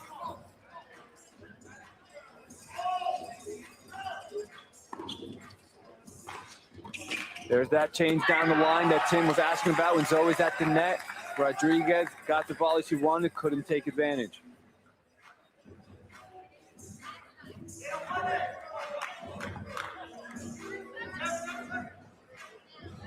1-0. She's really working that clock. This time, we have our first shot clock run down. She was close upon it in the previous serve. This time, she ran into it. Not happy with that call. That was a close one. Sebastian Nunez firm with the ruling. 133-121. Outriders on the far side. Return winner down the line by Cabezas. They've done a great job coming back from difficult moments. They bounce right back every time. It's awesome. I'm here for it. JY, this is very exciting. Kick serve directly out wide. Zoe coaches as she has been. Unfortunately misses that. Minute and a half left.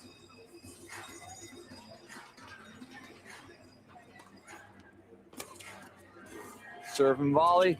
Gets it down low. Can she get up for the overhead? Yes, she does. +1 fortune.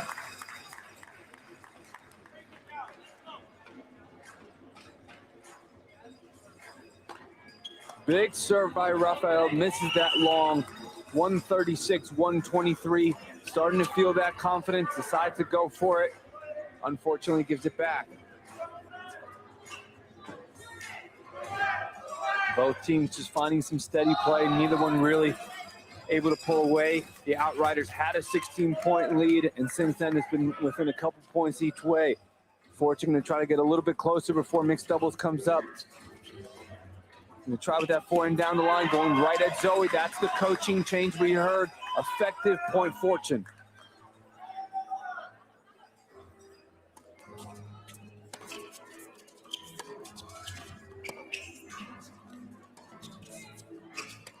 Heavy forehands cross court. Runs around that one, forehand down the line. Great job. Zoe finally dropped one short, taking advantage for Fortune. Last 20 seconds. Heavy again, but that's Victoria's strong side. Great overhead, +2. This is what they're looking for going into mixed doubles. Are they going to say enough? Coach Siegel says yes. Stop. Let's ride this momentum. Don't ruin it. Very good coaching change that we saw from Coach Siegel. Amazing change of momentum there. I think the Outriders just dropped their energy just a little bit. Fortune took full advantage of it, and they're looking good right now going into this mixed doubles. We saw that coaching change from Siegel to go down the line a lot more in these actions, change things up. Victoria Rodriguez finding that back end a little bit better within striking distance. Mixed doubles to finish it up coming up.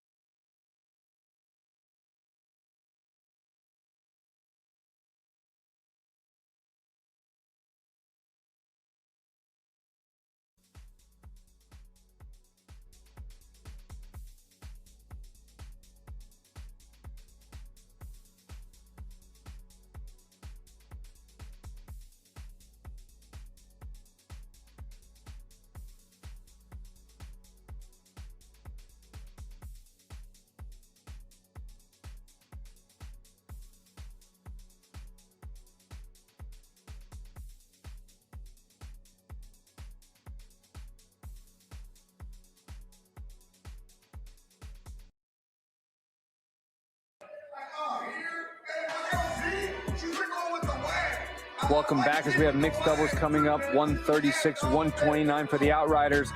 Coach Amy O'Connell's been doing a lot of work on the sideline as we get to have our center line mic'd up moments and listen to how she's been handling her team.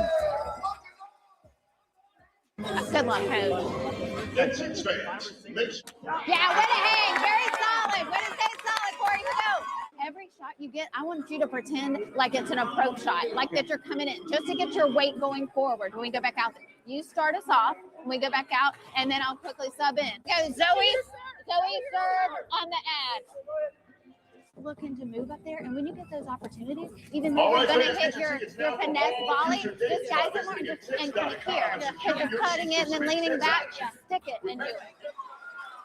See how Amy O'Connell handles these final 10 minutes of mixed doubles to call it a night. What a season opener so far, Maria. This has been incredible. I am loving every single moment of this and so proud and happy to be a part of this team. I'm seeing some amazing tennis tonight.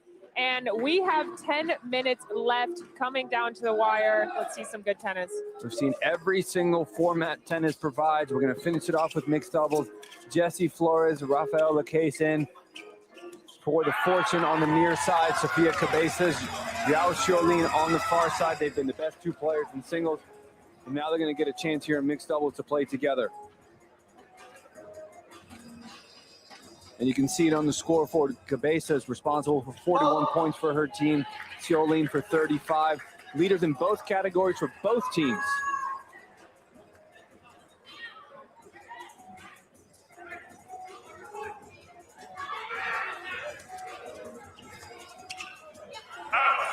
You can sense the nervousness from both teams.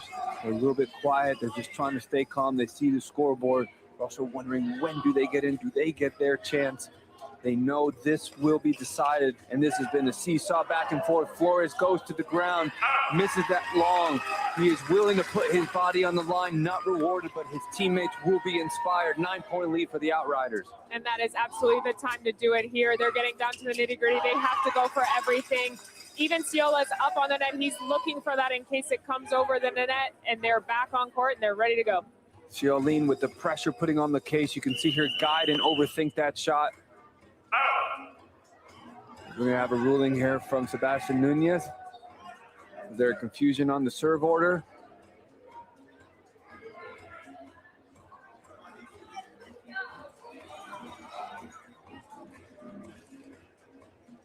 Doubles is so action-packed. Things move really fast. They're going to take a look at this. Both teams are going to get a free timeout to regroup in these final 8 minutes.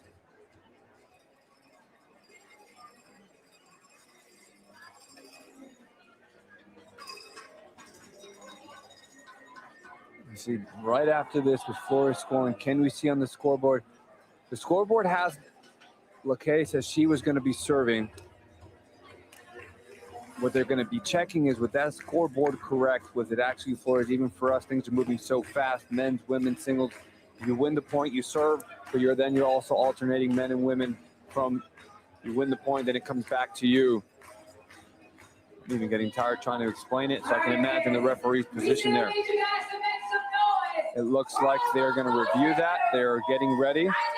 The players are ready, but Sebastian's still looking at this and saying, we got to get this locked down. Tim Siegel is going to use this opportunity to try to get his team a little bit more coaching advice. We get our final ruling. Let's see who's going to benefit the most from this free timeout. The Fortune only had one more to use, so they're going to be loving this opportunity. If I'm the players here, I take this moment to just take a huge breath here. Everything has been going so fast. That's the only time that they've had a little bit of breathing room, and I hope that they all took it and they're ready to be intense here. Looks like it was a scoreboard mistake, not a in-person team mistake. They go back and replay the point. Point for Fortune, 7-point lead for Outriders.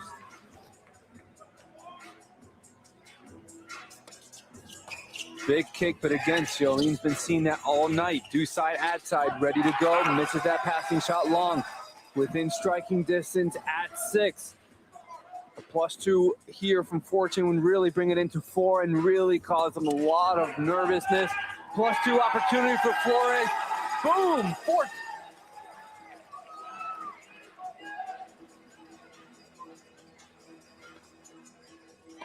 Big kick to Cabezas, and this is going to be the struggle. That big kick when you have this mixed doubles. We're going to see the switch here to Menichella and Xiaolin. We see Flores walking with a little swagger there back to the line. He's like, hey, we're coming back on the scoreboard. You guys better be careful. And now within 2, this is the Flores. Why you put him in when he is playing well. His highs are high. Brought them back. Could he tie it up here? He gives it right back. Oh, that's a big free there for the Outriders. Outriders have not used, only used one timeout the whole night. I think this is kind of a good time for one. I'm not going to lie. They got that point there, but their energy needs to be a little higher. We're only 4 points away now for the Fortune to come back when they just had a really big lead. So I think it's time for a timeout. Menichella rushing back, trying to use some of that energy. Swinging a miss. Ball came quick to Cabezas. 3-point lead, Outriders. under 7 minutes to decide opening arc of opening weekend. A case to serve.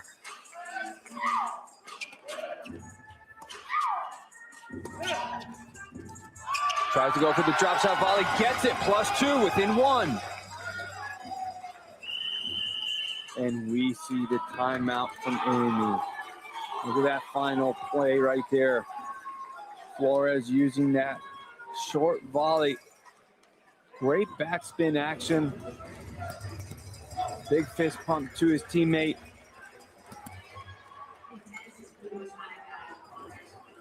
The less likely they can cross. Okay, good. Okay, and then look, when he's serving to the guy, you know it's coming to you to back a step like you did and making volleys. Good job, good job. Okay, let's go. Hey, this is ours. This is ours. This is ours. 1, 2, 3, 4, go. Let's go.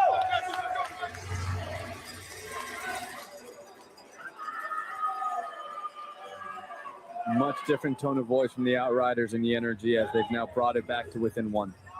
I think the Outriders want to keep calm here because they're like, uh-oh, we had this big lead. What's going on here? And the Fortune's fired up. They have the momentum right now. They want to run away with this. And just like their coach said, he said, this is ours.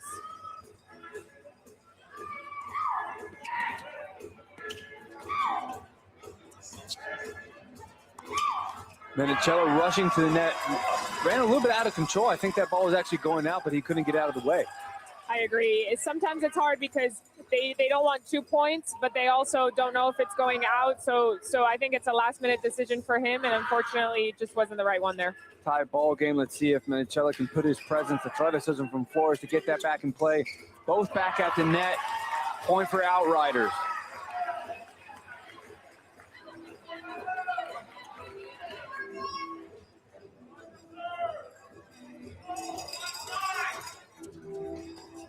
Big kick, movement back and forth. Great open stance backhand by Rafael, moving over by Flores. Movement left, right, teamwork, volley, force error. 143, 5 minutes remaining. 65 minutes of tennis, but it's going to come down to these 5 minutes. Big kick serve to Cabezas. Interesting that Rafael went back. Maybe she was expecting the lob, still does a good job with that swinging volley. I think the coach did say to take a step back when the guy is serving to the guy, even though he did not serve to the guy there. I think she's trying to take a step back here so she can move forward on her volleys. The Fortune have really picked up some momentum. The Outriders, you can only use 2 timeouts in 1 bolt. Is now the time. Do you stop this Fortune 2-point lead? That'll calm the Outriders down a little bit. Cabezas done a great job in singles and in women's doubles, but it's now the time to bring in somebody like Brandy Walker that has the power that sometimes you want to see in doubles. You don't want a lot of soft top spin shots.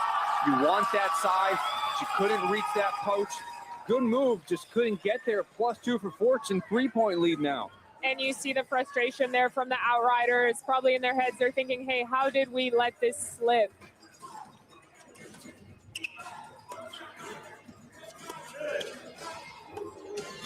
Tries to take that backhand down the line, off the open stance. Risky move, works for her. 4-point lead, biggest lead in a long time. We see the substitution, but for Zoe Hammond to come in. Maybe they want Zoe Hammond in for her height. Maybe she has a little bit more room at the net to go for volleys. I don't know, we'll see. That heavy topspin that she normally plays, that's the risk, that it can leave some balls hanging. And Amy O'Connell will use her final timeout of the night to try to regroup before it really gets out of hand. Let's listen in. When we go back in, I want you to go in for a step, and it will make a change in a minute. You go back in here on Anything can happen right now. Wait, we are intense and we're turning all the way up. Okay. If you're going for Fortune, make some noise. What about if you're cheering for Team Outriders? Make some noise.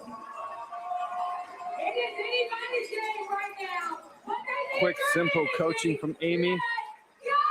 Sebastian Nunez reminds her, you're out of timeouts, time to play. Fortune going to try to take advantage of that and continue to ride the momentum. 150, 144, Fortune on the near side in the all black. Coach Siegel's fired up. J-Flo, LaCase ready to go.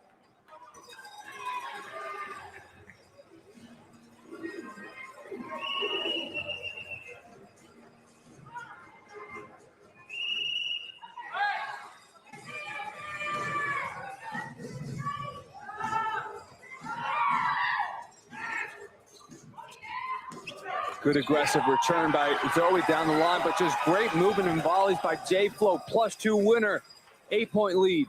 And we're seeing the energy here from Fortune. Every single person is jumping around, is screaming, and I think that's part of the difference that they're making right now is they're just so loud and they're just going for it. What an unbelievable return there for Zoe Hammond, going for the down the line again, and it pays off.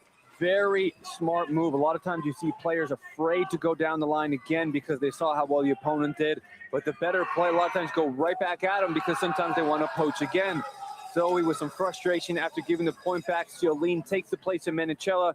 7 points, going to try to handle this. Let's see if Flores mixes up because Ciolene's been doing great on the back end. Did try to mix it up, misses it in the net, but smart strategic play.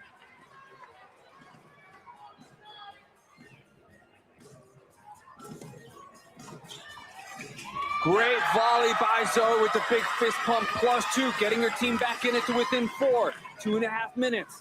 That is exactly what they needed there. What a gutsy move from her. And they're getting another point on the board there. This is exactly the position they want to be in with Ciola serving again. Fortune from an 8-point lead down to 3. You can see the look on their face changing. The Outriders have the momentum and the confidence.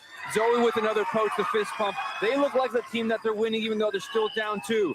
2 minutes left. And a timeout from Coach Tim Siegel to take a breather.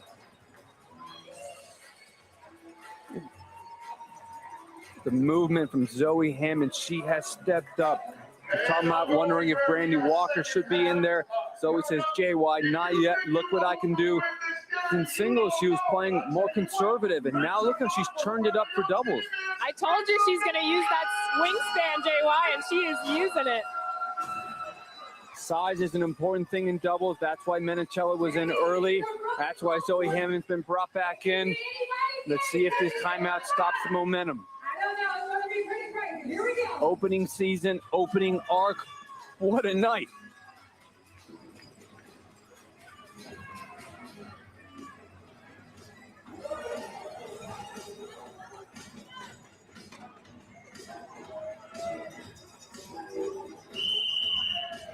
Ciolene to serve for Outriders.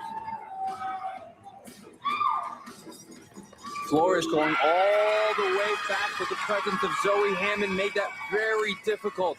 1 point lead for Fortune. Big kick up to the LaCase backhand, tough to handle. We are tied up.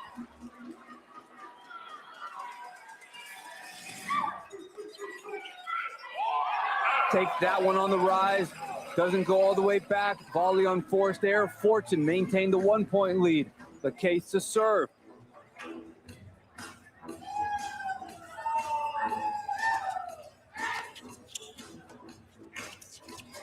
Great movement at the net from Zoe.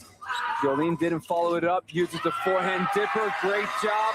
Tied up once again. Jolene with the extra look. Zoe to serve. 5-4, taking her time, good calmness, even though she's run into the shot clock before. We've seen a couple faults coming from her. That is her 8th of the night. Tough 1 point lead for Fortune now. Under 50 seconds.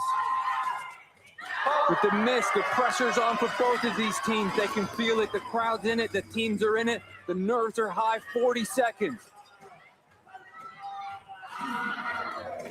Big kick, this is the rule, this is the format, this is tough. Who can handle the pressure the best? LaCase gets her opportunity. 3 faults trading back and forth. Under 30 seconds. Only have 1 or 2 points left. Give it back, the moment is getting to these players. Zoe Hammond's turn. 4 serve faults, back and forth. Welcome to Intense. 10, 9.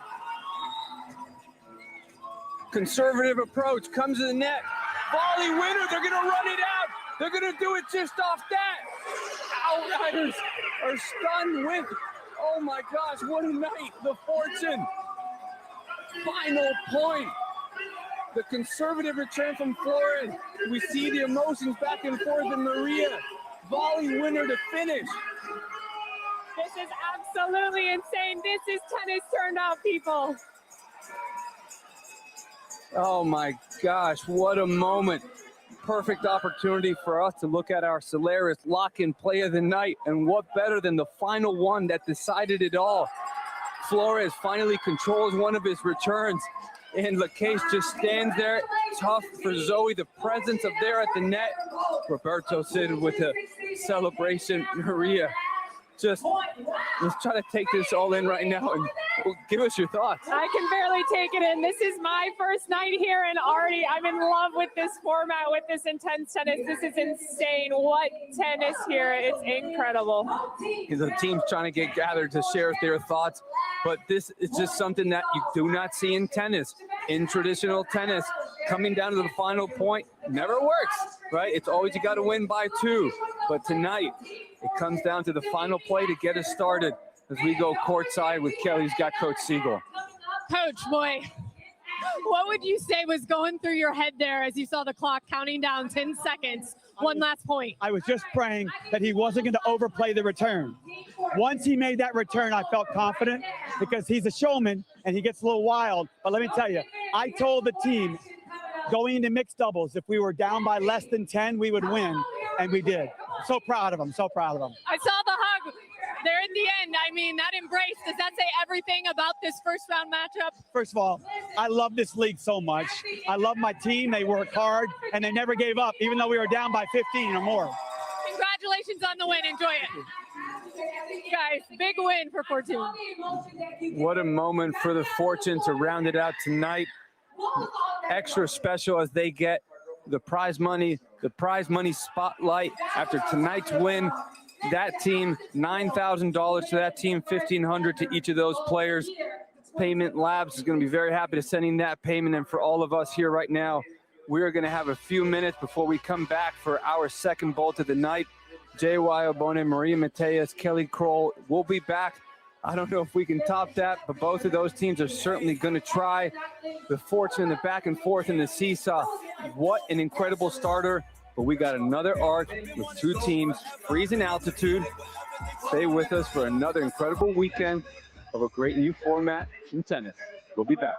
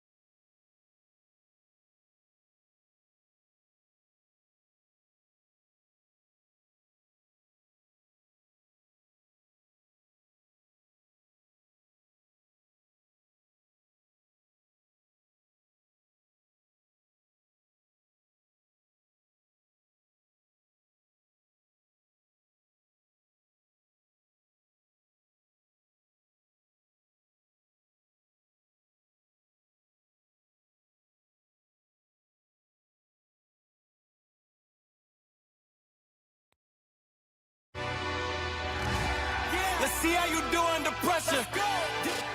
Rolling, baby, rolling. Let's see how you do under pressure. +2. Give 'em a name to remember. We're about to get back out there and kick some. Let's see how you do under pressure. Let's see how you do under pressure. They are fired up here. Yeah. Let's see how you do under pressure.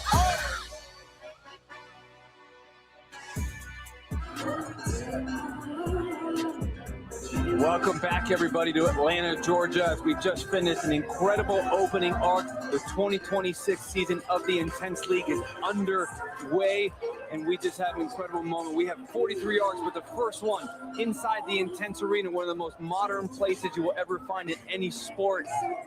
Here at Stage 5, Maria, this was incredible. So just give us your thoughts on what we just saw. Absolutely mind-blowing. That was beautiful tennis, unbelievable ending there. And I think it really showed what Intense is, right? When you have one serve, we saw some back and forths there with some missed serves, and it got down in the nitty-gritty at the end. 14 seconds in between points, 2 points for winners. I think that's what made the difference, JY. And for those of you who missed that first arc, this is very different than traditional tennis. It's what made that finish so exciting. We have a special guest that also helped explain what makes this difference. Let's take a look. Vaya con Dios, Intense Amigos. It's your old doubles partner, Chip Rowley. You might recognize me from YouTube. I'm here with my old doubles partner, JY. Chip and I are here to tell you a little bit about Intense. We like to crack wise, but one thing we don't like to joke around about is why Intense exists. Let's get into the weeds and fertilize some minds on the truth behind the world's favorite tennis league. There was an opportunity in professional tennis to make the life of a tennis player more financially viable, more stable, more sustainable. So Intense took it and ran with it. And they ran fast, taking tennis to the next level. Our players make a salary, which is unheard of in tennis, and you can take home winnings each week. $9,000 in weekly winnings, $30K in championship winnings. Welcome to the next tax bracket. The money is one thing, but the stability is another perk. For 8 weeks, Intense players don't have to worry about packing their bags every week and going to another city. They get to stay here in the capital of tennis earth, Atlanta, where the peaches are green and the tennis balls are greener. Peaches aren't green, Chip. Back to you, JY. 10 teams, 8 players per team, 4 men and 4 women, and they get to experience team tennis. With 8 players on each of our 10 squads, they never celebrate victories by their lonesome and never navigate the agony of defeat as a solo act. That's right. Not only do they have a shoulder to cry on after a loss and a back to slap after a W, they've got a head coach willing to stick his neck out for them. And unlike the coaches at my club, these coaches are good. The coaching benefits are real. And you know what else is real around here? The fan experience. Fans, yell, be loud, have fun. Nobody's going to shush you or tell you to have less fun. Could you imagine someone around here saying, stop having a blast at the tennis? Not going to fly. And you're not going to be here forever. Our arcs only last about 2 hours. No endless 5-hour marathon matches that'll have you wondering, am I ever going to see the family again? There's just enough time for you to sit back, stand up, relax, get fired up, and enjoy the tennis. And the beauty of Intense tennis is the uniqueness of the players, of different personalities, of different rules. And we saw that with the first arc, and we're going to see so much good tennis here in this second arc. A great night, and as we get ready, we'll go to Kelly Kroll, who's with one of the league's ambassadors, Trey Boston. Absolutely. Trey, star safety stud of the Carolina Panthers and an ambassador of Intense now. What was it about this league that really caught your interest? Yeah, I mean, again, the name of the league is Intense, and that's the way they keep it. If you just watch that arch right there, that game was crazy. Down to the line. The comeback kings, fortune comeback. I'm talking down. I want to say they're down almost double digits. They come back and win it with 10 seconds left. What got me into it was just the rhythm of the game. Fast pace, a team. Everybody wants to be a part of a team. And for me, that team atmosphere, the people pumped up, the energy, we can barely talk, and we're at a tennis match. Yeah. It's a beautiful thing. Amazing. So for me, high energy is what it's all about. You know what that chemistry of having a team is like, certainly, but tennis players don't always get that. It's unique to the game. Absolutely. Once they leave that college atmosphere, they end up being singles. You know, they might play doubles here and there, but this is truly back to that field, the love of the game, them rooting for their peers, and then a crowd rooting for them. It's unbelievable. We love having you here, Trey. Thank you so much. Enjoy the next arc. Come on, man. Let's go. Let's go back to you guys. Thank you, Kelly. Thank you, Trey. In just a few minutes, we'll be right back with our second arc of season opening night. Stay with us, and we'll be back.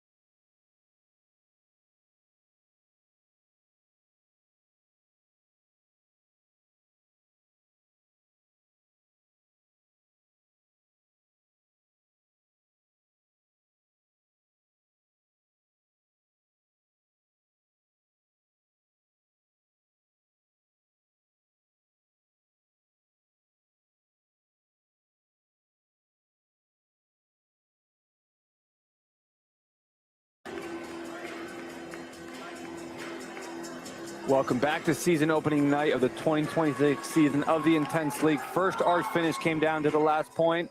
Then we're coming down to the second one of the night.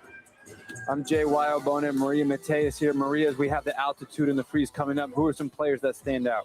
You know, such special teams here for altitude with Coach Marcelo Ferreira. He's our 2025 Intense champion. We have Felix Corwin, who's a top 10 doubles at Minnesota, and Emma Burgich, supermom, 7-time All-American.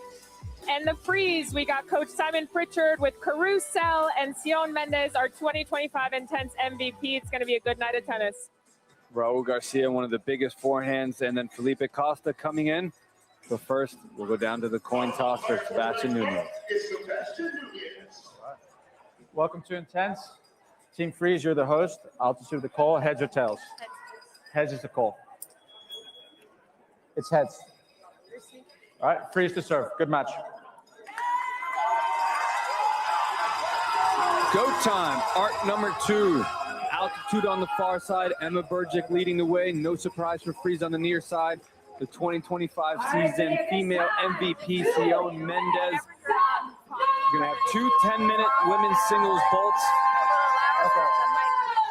2 men's doubles bolts coming up after that, and then the 3 doubles bolts. The 2025 champion coach is on the other side of the net for the altitude.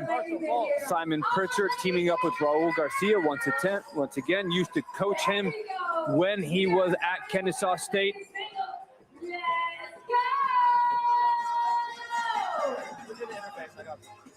Emma Burgich had a resurgence in her career, taking some time off.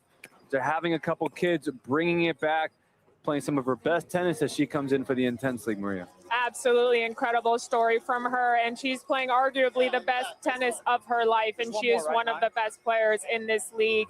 And Sion Mendez, you know, being MVP, having that experience, having had played a lot last year, and Emma having played last year too, definitely have some experience. Let's see what these girls got. I think we're going to see a lot of drop shots from Sion. That's her best shot. She worked the court very well. Wonderful open stance backhand. Just a great athlete overall, but the way she works the points to set up the drop shot, that's what she's going to try to play. Emma, solid off both sides. Good mover, won't overpower you, but she'll beat you with her tenacity, her toughness, her fight as she gets ready for this show to get underway. Known both these girls a long time, having played a lot of juniors with Sion and having had played Emma in the pros too. Both of them are fierce competitors, great girls, and I think really good people to start off this arc for their teams. First point on the way, clock on the way. First nervous hit of the night from Sion. Miss hit, forehand into the net. 1 point for altitude on the far side. Emma Burgich with the first serve. Spending a lot of time working on that toss in the past few months. Speaking to Marcelo, pointed out how much he's improved that serve. Serve right off the line skids, +2 winner. You hit a winner, counts as 2 points for your team. You go back and serve on the same side. Total points will accumulate throughout the night, so even when the men come up, whenever that ball finally comes down, all the points accumulate throughout the night. This is one total team score. And you see Mamacita on her back, and she sure is that. I'm sure she is having the most experience on this team of life, and she knows exactly how to deal with those emotions and that pressure. And look at her, she's just confident. She's going for it. The quick serve from Burgich to serve. 14 seconds, but you don't have to wait for your returner to be ready. She got her with the quick serve. Sion misses that long. Let's see if Sion feeling the nerves, but also a little bit of pressure and expectations. Last year it was new for everybody. This year everybody's looking to Sion to say, all right, well, guess you're going to do it again, right? Yeah, of course, but I think she has to not think about that at all. I think she needs to be focused on the points that she's playing. I'd like to see her use those drop shots as much as she can. I watched a lot from last year, and those were insane drop shots. Emma's just running away with it right now, though. She started out very aggressive and moving forward. I love to see it. 8-0 for altitude on the far side. Lots of tennis to be played, 70 minutes total time, but scoreboard pressure was not something that either team earlier tonight fell under. 8-1 as we see the first serve fault. You only get one serve in this format, so you miss, you hit it in the net. Point goes to the other team, and you serve when you win points. We're going to see Emma go back and get an opportunity here We see Marcelo trying to tell his team to get focused, get engaged.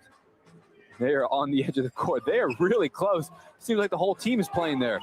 Both teams. And Emma, they're hitting a let serve, but here at Intense, you do play the lets, and she's throwing her racket so that Sion does not get a two-pointer, and Sion goes for that underhand serve. We just saw 3 rules back to back to back. This is tennis turned up.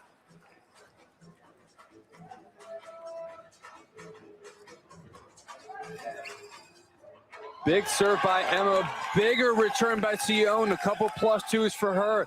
Very interesting as you look at Sion's serve, Emma's serve. Not a lot of spin on that serve. It's coming pretty flat. You think that's on purpose, or is it just something she's trying to work through the nerves? You know, this is actually, she's serving pretty hard, and I love to see it. It looks like she's improved her serve a lot. I think it used to be a lot softer, and it gave opponents an opportunity to come in, but she's really going for that serve, and she's looking good right now. 12-7, Sion using some of her drop shots in the point before that. Under 7 minutes left. Second arc of the opening night. Only one serve, she misses it. Point for the freeze on the near side. Running around the forehand, we saw that earlier tonight. Crushes the backhand, but great defense. Tries to find that drop shot. In the right place to do it, though. Yeah, I agree. I think I like to see her moving forward. She has such a good net game, and hitting those drop shots, I think it's going to come to her. She just needs a couple reps. Again, everyone coming in, she's ripping some balls now. I think she's trying to let go of some pressure and some nerves, and she's going to ease right into it. Big forehand on the rise, sets up the swinging volley winner, +2 for altitude.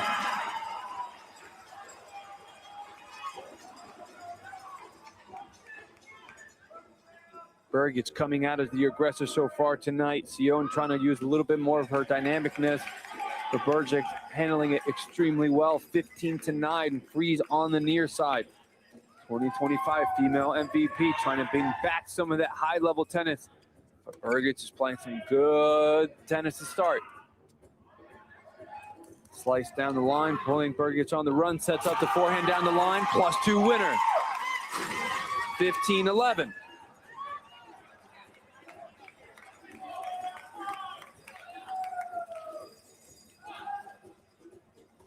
We have a substitution here with Malkina Ngunue is now in. Very big personality. I'm sure she's going to get her team fired up, and let's see how she does against Sion here. Big personality, big game, can bring a lot of dynamic movement forward to the net. 16-11. Big kick serve. We see more spin on her serve, brushing from low to high on that ball. A little bit more of a continental grip as opposed to Eastern. Just misses it wide.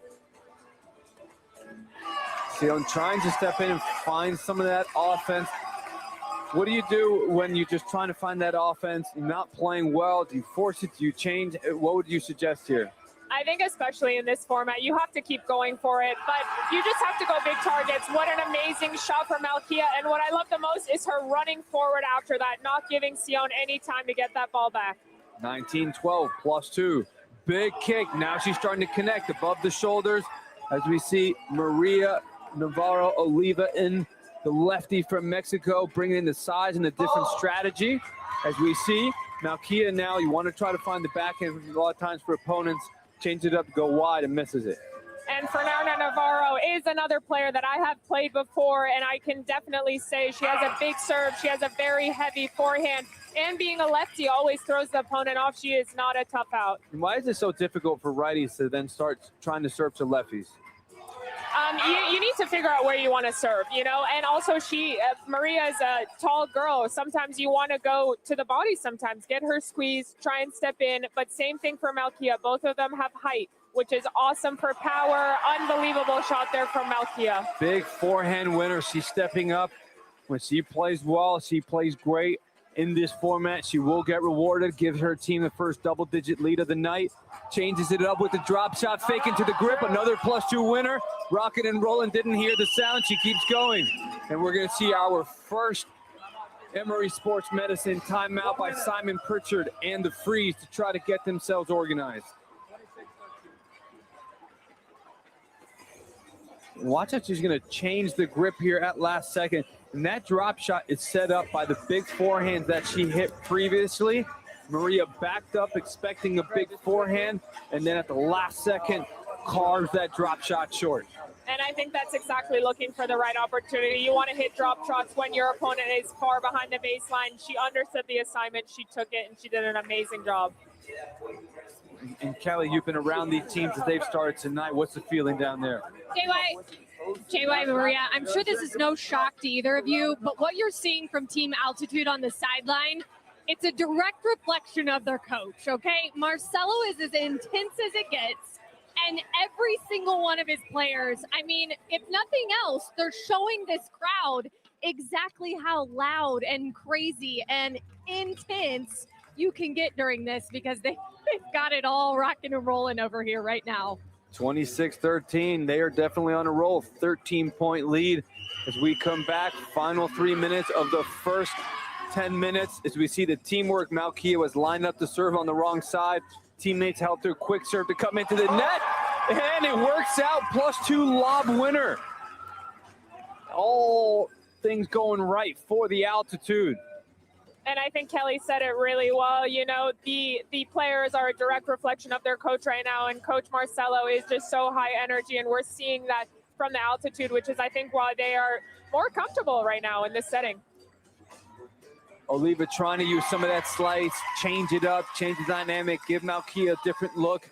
Works out for her there as Malkia overplays the drop shot into the net, loses the patience.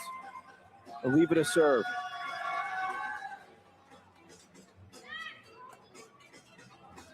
Big heavy forehand cross court, just misses it long. 29-14, Altitude far side. Opening night, 2026 Intense League. Team format, men and women. Substitutions, they can happen at any time. Unlimited as well. Each team gets 5 timeouts. We saw the Freeze use 1. Men are going to be coming up after women's singles uses their 20 minutes. Men's singles will get 20 minutes, all 3 doubles formats after the finish. Came down to the last point, arc number 1. +2 with that serve and volley sneaking into the net. 32-15 for Altitude. Coach Marcelo is so fired up. And you know what I love about the Altitude team is that every single person on that sideline is staying warmed up and ready. They know if they're thrown in, they are ready to go. Coming into the net with a forehand down the line. Misses that passing shot long. 33-15. Big serve, loosening up, feeling better. Forehand lined up. Gets her body weight into it. Sets up another volley. +2 winner.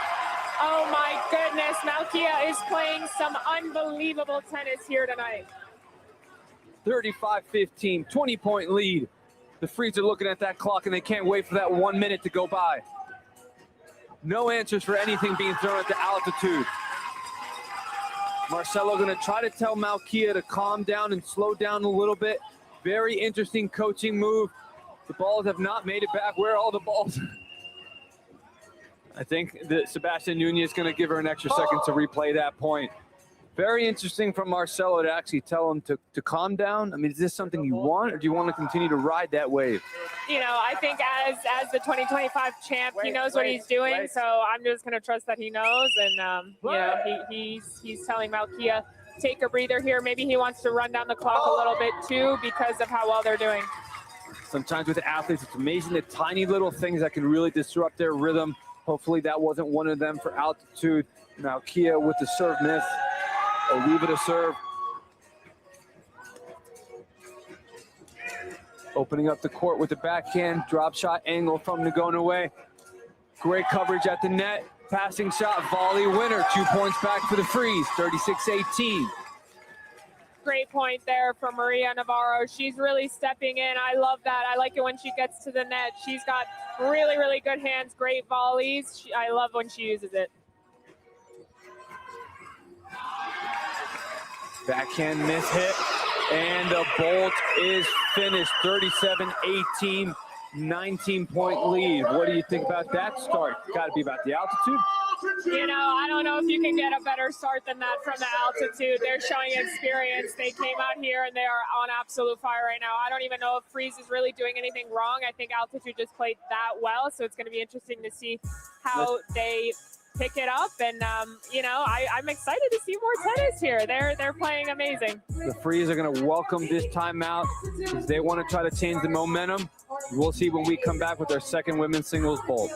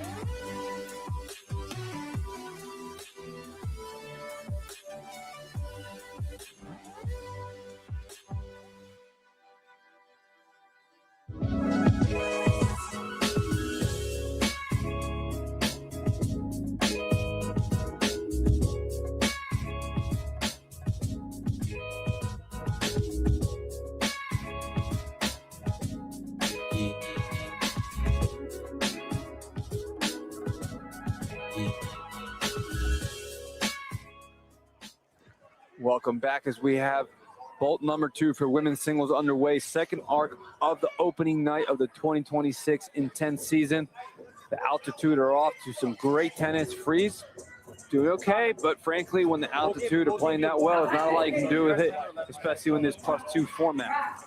I agree. Sometimes you just have to ride that storm and just wait for it to hopefully just stop. And I think altitude's doing amazing right now. I don't think you have to count the Freeze out, though. I think they got it in them. And Kelly Kroll, who's courtside, I got a little bit of listening to that Freeze. Kelly, what'd you hear down there? Yeah, so I thought it was interesting. Coach Pritchard, along with Coach Carousel, don't you not believe that these players are coaching one another up as well? Both kind of looking at Oliva saying, hey, don't be afraid to junk it up a little bit. I think they noticed that really altitude was building on its momentum, right, between Emma and Malika. And so I just think they said, go ahead and slow the game down a bit.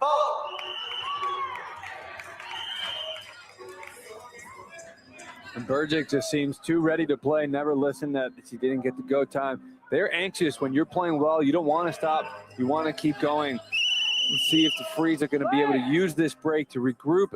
And again, the difference in this format with Intense, the stoppages that sometimes coaches can have, the bolts can have to ruin a little bit of momentum. And let's see if Maria Navarro Oliva is going to try to use some of that. She's still in. I haven't seen the Sion come back. Haven't seen Emily Schulten in yet.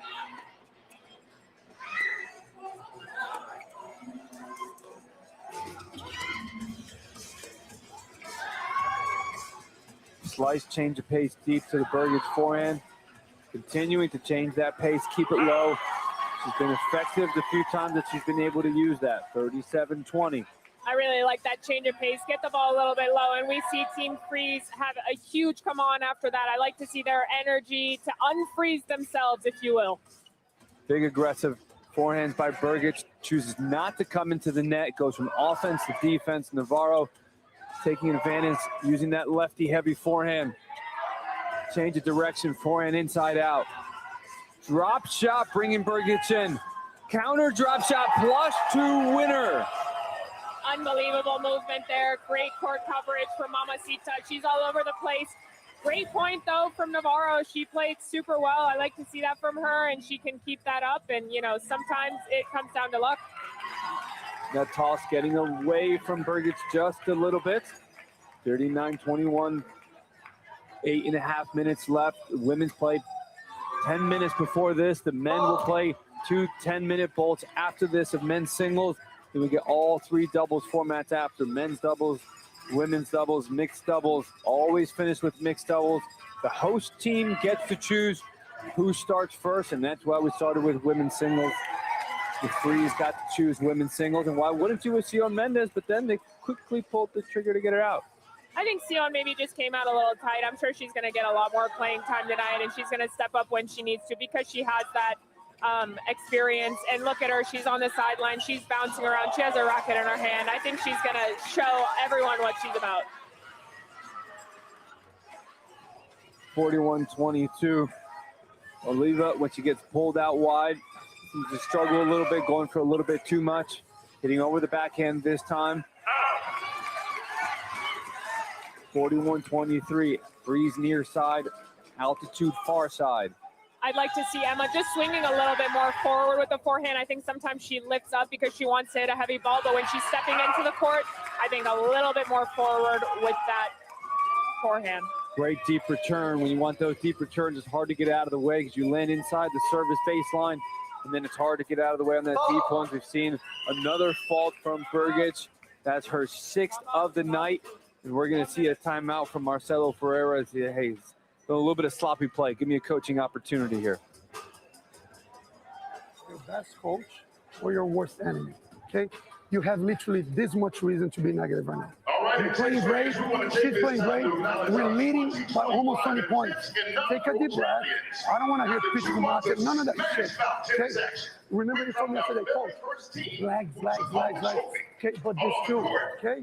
Because if you miss a ball this long, they fucking do it. Keep feeding through, and keep in mind, you are the ball maker. They need to catch up, make the points as long as possible. Let's take into this next single 20, 25 points. Positive, bro. Come on. This is what we hear inside of those raw, mic'd up moments. We hear true coaching.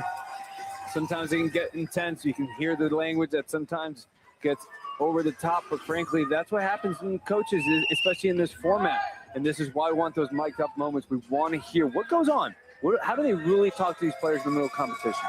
Absolutely, and those were great words of encouragement there for Emma. It sounds like she was getting a little bit negative, which we didn't see, but I guess Marcelo did, and he's telling her, hey, you have 0 reasons to be negative. Be a ball maker. That's okay that she missed a serve. We have a couple of serves back and forth. We're going back and forth, and Sion Mendez is back in. She's going to try to take advantage of some of these faults by Burgich. We saw earlier tonight in the first arc how Victoria Rodriguez struggled a little bit to get started, got substituted out. When she came back in, she played significantly better, and already we see one of Mendez's best rallies of the night.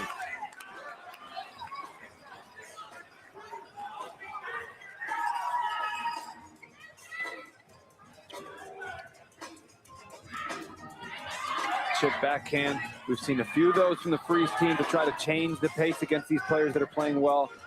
Using the dynamicness, drop shot dragon, trying to see if she can bring it back. Point for her. Unbelievable hands there from Sion, really going for it. I like that she's following it in right after, too.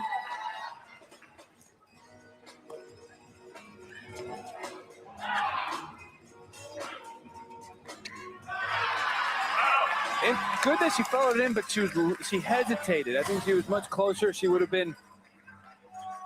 That sound even got me. The music, you know, one of the things that's very different about traditional tennis is how we got music going on at the same time. Fans don't have to be quiet. The teams can scream, shout, so can fans. Distracted me. Sometimes it distracts the players, but Sion hesitated and then missed that volley, but I thought she should have been much closer as Malkia Nagonaway is back in for Burgich. Well said, JY. I think the further they can move in, the more chance they have at those 2-pointers. She needs to be following that, and she's doing unbelievable. Malkia is just too good at the net right now. Court coverage and size, great job. +2 winner, 46-28. Only one serve at Intense gives it back. One of the biggest reasons why Freeze even has this many points, 12 faults from the altitude. You take those back, this is a much different story. So even though altitude had that lead, would have been much bigger if it wasn't for the serve faults. 47-29. Marcelo trying to get Nagonaway to go up towards the serve. Going up, but see, she listened, she makes it. She's got drop shots of herself, tries to show it off to Sion. Drop shot lob. Great athleticism from Mendez. Amazing tennis from both girls right now. They're both trying to move into the net. This is the exact type of tennis that you love to see.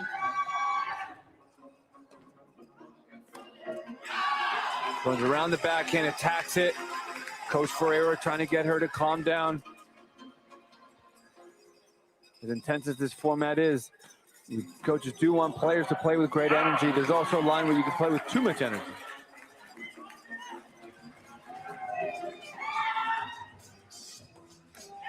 Runs around it again, but this time return into the net. Mendez going to play a little bit quicker. Fault given back. That's her 4th of the night.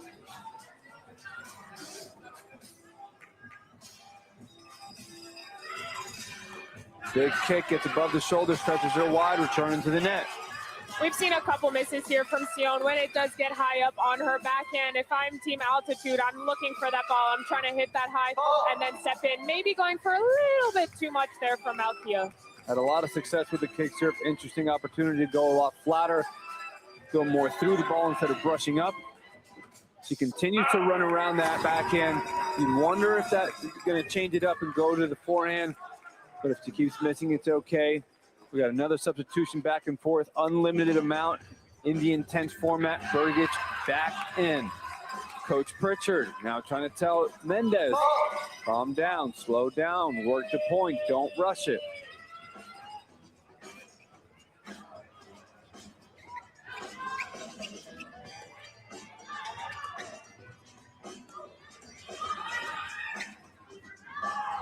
Burgich with her drop shot. Great defense by Mendez to set up the overhead, 51-36. 15-point lead for Altitude. Mendez been responsible for 23 of the 36 points, but that's her 5th fault to give back. Anytime she's played a little bit of tennis at a good level, she gives it back. It looks like we're gonna have another timeout. Looks like this is gonna be from Altitude to try to provide a little more coaching to Burgich.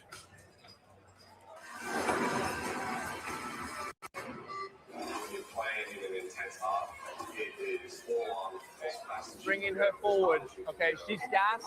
We keep on making her work physically, okay? Yeah.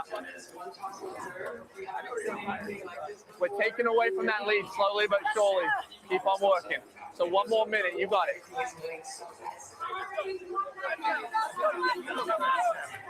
Yeah, it is, but I don't want to risk a point going really long and then get a penalty.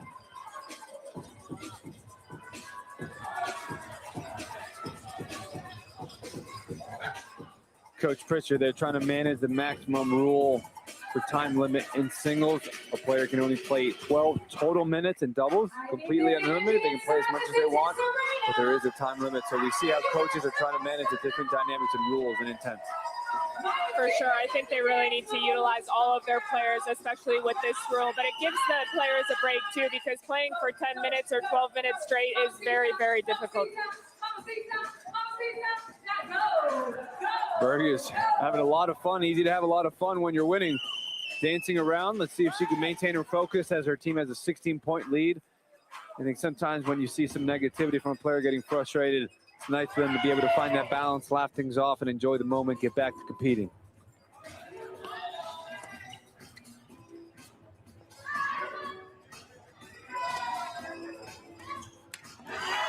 Heavy topspin to set up the backhand on the rise, 52-37, freeze near side. Final 2 minutes before the men get 2 10-minute bolts.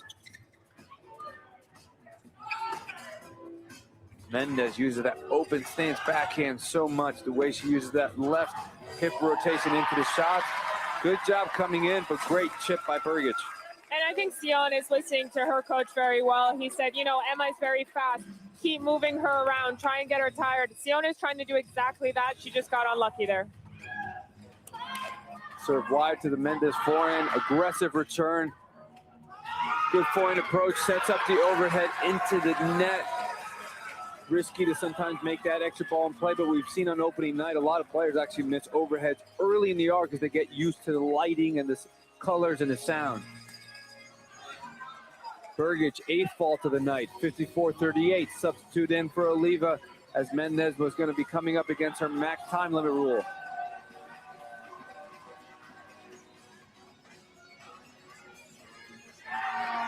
A little bit stiff from Oliva to come back in. Ferreira trying to provide some coaching advice. Wonder if we're ever going to see the underhand serve. Well, she makes that, but Maria, not a lot of margin for error on that serve. I think she really just went for it. You can hear her really just grunt and go for it, and I think she got exactly what she wanted. We'll see if she gets it again. Gives it back, and this is the tough part about the format. The points are on you so quick.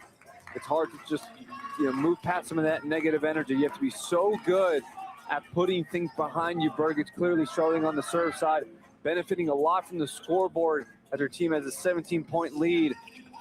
Final points here of the women's singles bolts. Oliva, Freed also, they haven't found a high level. Ferreira's going to say, Birgit, we're going to run this clock out. 57-39 point lead. Maria, give us your thoughts on that women's singles bolt. They're playing great. Altitude is really doing well here. They're using their momentum. They're going for it. Even with a little negativity, Coach Marcelo is keeping them going. Freeze, I feel like, is playing a lot better and better, so I feel like they're going to get closer here. Well, now it's going to be the men's turn. We have two 10-minute bolts for men's singles. The Freeze didn't get what they wanted from the MVP, Sion Mendez. Caruso, Raul Garcia going to lead the way. When we come back, men's singles bolts.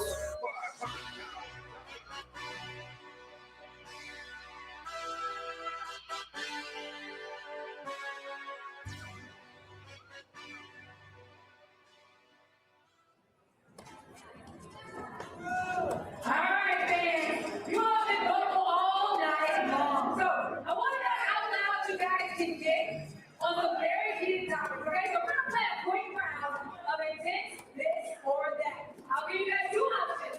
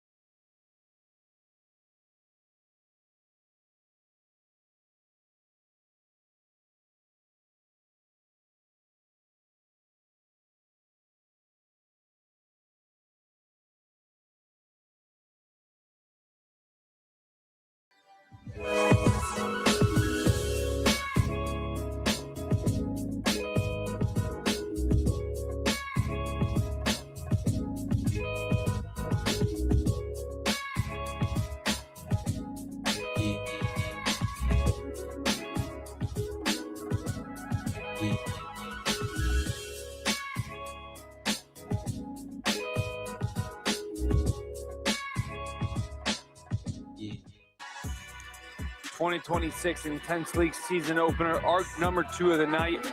Altitude versus Freeze, 57-39. Altitude have been leading the way. I'm JY Obona and Maria Mateus. We saw the women's coming up. Now it's time for the men's. Amazing tennis from the girls on both sides. I think Altitude just played exceptionally well. I don't think Freeze did anything wrong necessarily, JY. I'm looking forward to see what the men bring out here tonight. Great tennis by the Altitude women. Okay tennis from the Freeze, but now it's the men's turn. Caruso, number 1 pick of the overall draft. He's going to show the people why he went number 1. But on the other side of the net, Felix Corwin from the University of Minnesota. He's going to show them what it's all about as well.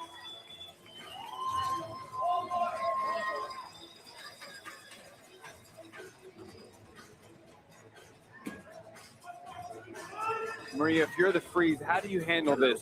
Is it time to start playing more aggressive, or is there enough time on the clock to work it, take your time, not force the +2 winners? What would you do in their situation? I think it's always a good time to play aggressive no matter what the clock is looking like, but with big targets. I think they can go for a good amount without feeling like they're forced or without feeling like they're out of control. For the men, Marcelo Ferreira did a good job coaching the women up. Now we're talking to Felix Corwin, trying to get him ready. Season opening debut for Felix, first time ever playing in the Intense format. Crew got a little bit of taste of this in the preseason format at the Atlanta Cup. So he's got some live action. He's a big-time player. Number 1 pick for the Freeze.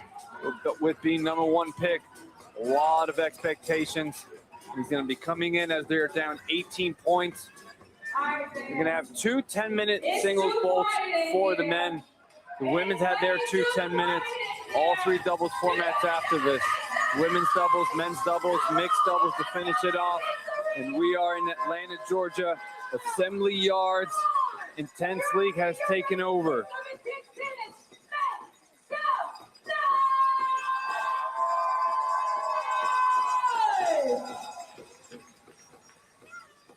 Waiting for things to get underway. Kelly, have you been hearing about what's going on? Fresh pelotas. They're looking for new balls, guys.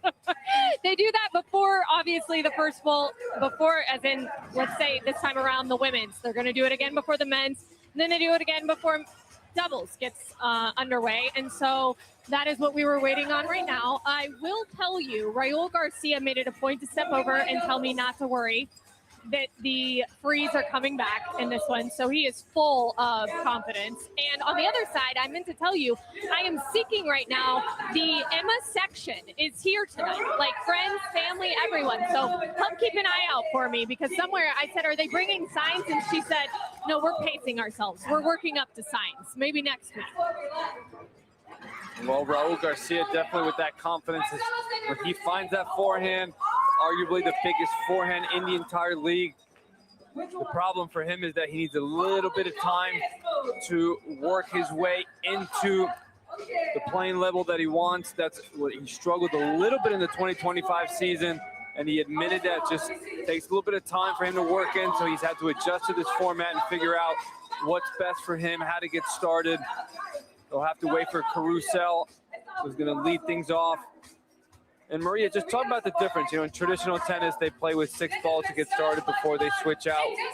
How impactful is it to have 9? It makes a huge difference. It's so nice to have so many balls. First of all, everything moves quicker, but also you keep the new balls new for much longer if you're playing with more balls. So this is a great thing that we're doing here. And that benefits some of the power players, right? Absolutely, especially with these extra duty balls from Wilson. You really can swing through the ball. The ball is going big out of your racket, and it's going to benefit a lot of players. A little bit of an extra timeout that might benefit the Freeze as we have the men's singles bolts on their way. Felix Corwin to serve on the far side for Altitude. His first forehand of the season into the net. Point for Freeze.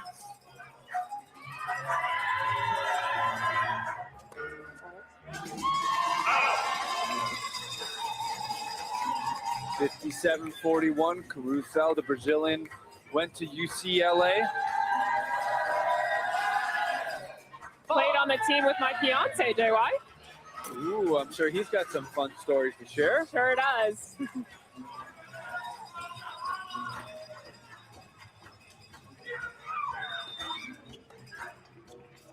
Body serve into the forehand. Caruso moving to the forehand, open stance.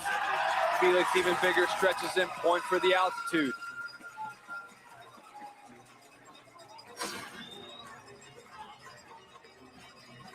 One thing about Felix Corwin is he loves rowdy fans. So if you love rowdy fans, this is the environment for you, Felix. The fans, it's called the no-shut zone. In traditional tennis, when the point is in play, you have to be quiet, you have to sit still. But here, you can scream and shout however you want. You can tell by the music that goes on, creates a different environment for these players. Almost like a nightclub of tennis with some serious competition in it. As Caruso is going to try to win his team some serious cash at the end of this. Teams get prize money every time they win a team event. 9,000 to the team, divided amongst the players.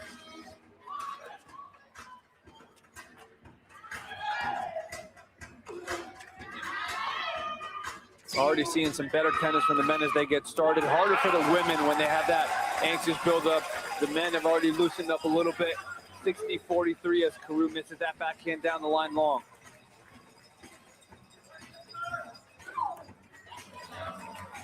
Only one serve in Intense, point to the freeze. That was one of the big things in altitude that even kept them within striking distance at all. It's been the 16 faults that altitude has had. When you look at the freeze, they've only hit 9. Big difference, a lot of free points, even though the altitude have been playing a lot better off the ground. Serving errors have been keeping the freeze in it.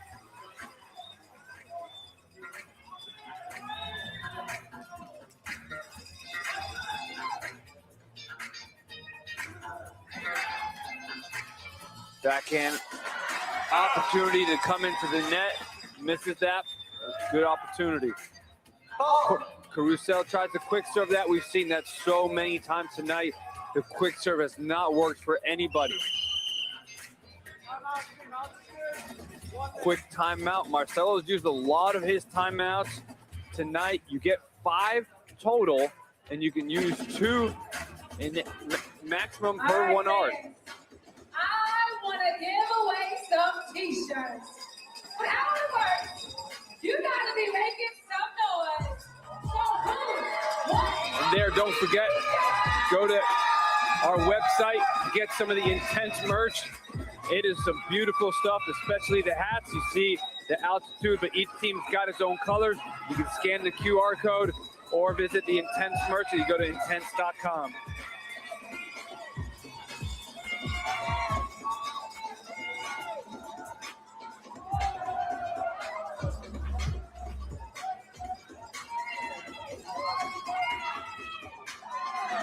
Miss Basketball here in the arena, getting the fans riled up. For the next 2 months, she's going to be called Miss Tennis, Miss Intense, with that big Wilson racket. 62-45 for altitude on the far side. Again, Marcelo Pereira has been very quick to use the timeouts to coach, but will that matter towards the end if he needs some of those timeouts?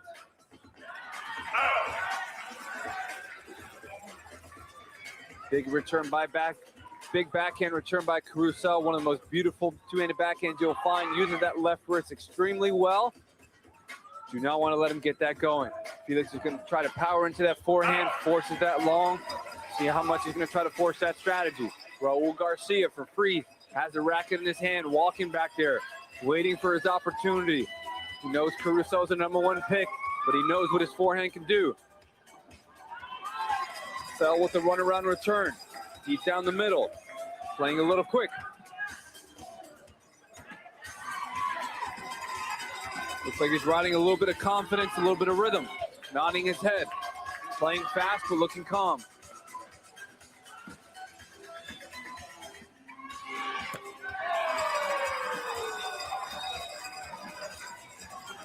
Trying to take that forehand down the line, a little bit risky, struggling to follow through. That's exactly what you want to go for, though. I like to see him stepping in and flattening out. What a huge serve from Corwin there.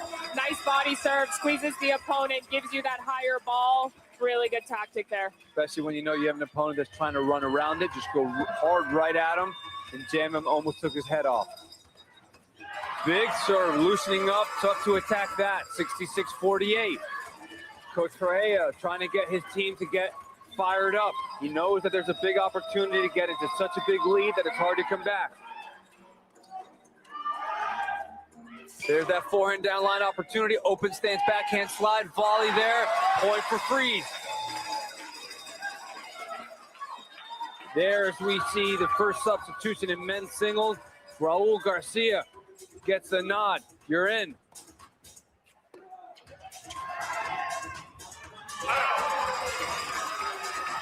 Kennesaw State legend. No doubt will go in the Tennis Hall of Fame there. One of the best tennis players who had ever come out of there. Coached by Simon Pritchard, teaming up together again. Can he bring Freeze back into it? The problem is he's got Felix rolling on the other side of the court.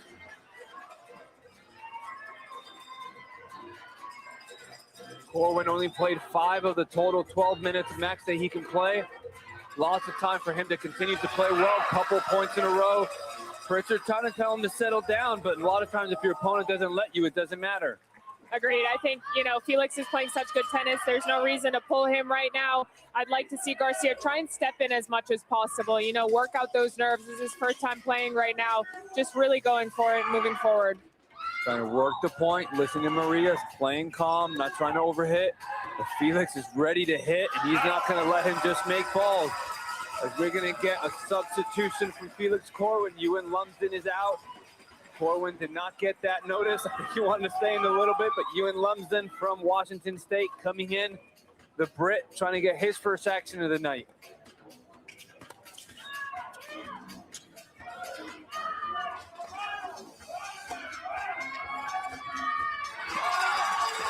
Raul, a deep, heavy forehand to Ewan.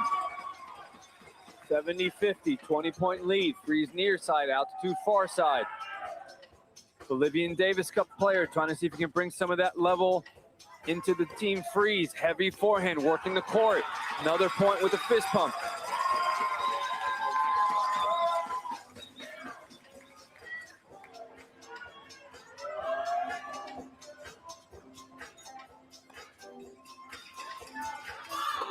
I'd like to see more of a step in after that kick serve that he hit. He kind of backed up. If he would have stepped in a little bit more time and more opportunity to go for that 2-pointer.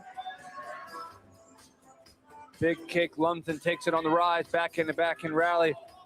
Chip very low to Garcia, hard to get that up and down.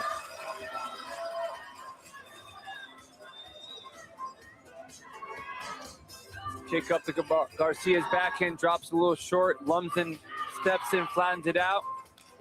Garcia gone from neutral to offensive. That's a heavy forehand on this gritty court. Beautiful forehand from Garcia. He's looking confident. He's right back at the line. Big, deep breath, ready for another point here. 2.5 minutes left in this first of 2 10-minute singles bowls. Quick break before they come back for another 10. Raul camping out in that corner, finding that forehand, trying to dictate. Lumsden flattening it out. Fires it deep. Marcelo trying to get Lumsden fired up. Lots of energy from the altitude bench tonight.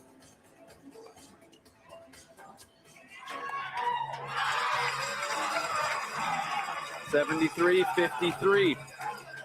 Lumsden calm and collected. Different game style than Corwin, works the points, it's a little flatter. Felix Corwin brings the power, both playing just as well.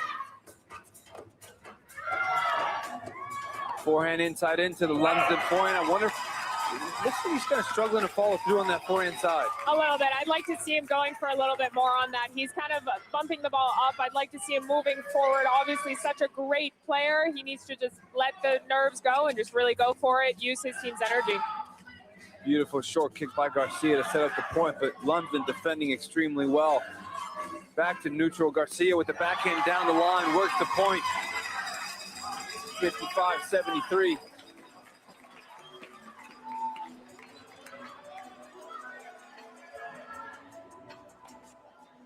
Lumsden takes that backhand on the rise, not giving Garcia any time on that forehand. And you see the benefit of the ball just coming back so fast. He barely even landed on his serve, and that was amazing. Change his strategy. Instead of kicking to the backhand, go to the forehand. Final 45 seconds. Trying to play aggressive at Intense. If the serve hits the net and goes in, we play it. favor to Raul Garcia, forehand inside out.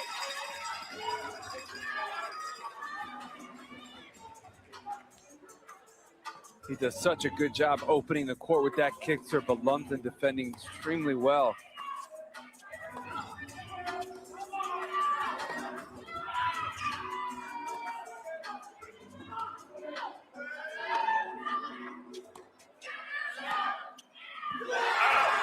Tyler Stice missed that substitution. He is now in. Tyler Stice, the Atlanta local, comes in for one solid point. Auburn Tiker, he's going to take that 20-point lead. Maria, give your thoughts on both Freeze, Altitude. What stood out from that ball? I think still just very, very high energy from Altitude. Freeze needs to pick up their energy, I think, a little bit here so that they don't get too many points get away from them. It's a 20-point deficit right now. I'd like to see Freeze try and be a little bit more aggressive here. I think it's time to step into the court and really start just letting it go a little bit more. The Freeze starting to find a little bit of rhythm with Garcia. Let's see if they lead the way with him. But now Tyler Stice with the Altitude in. Tough battle. We'll be back for 10 minutes.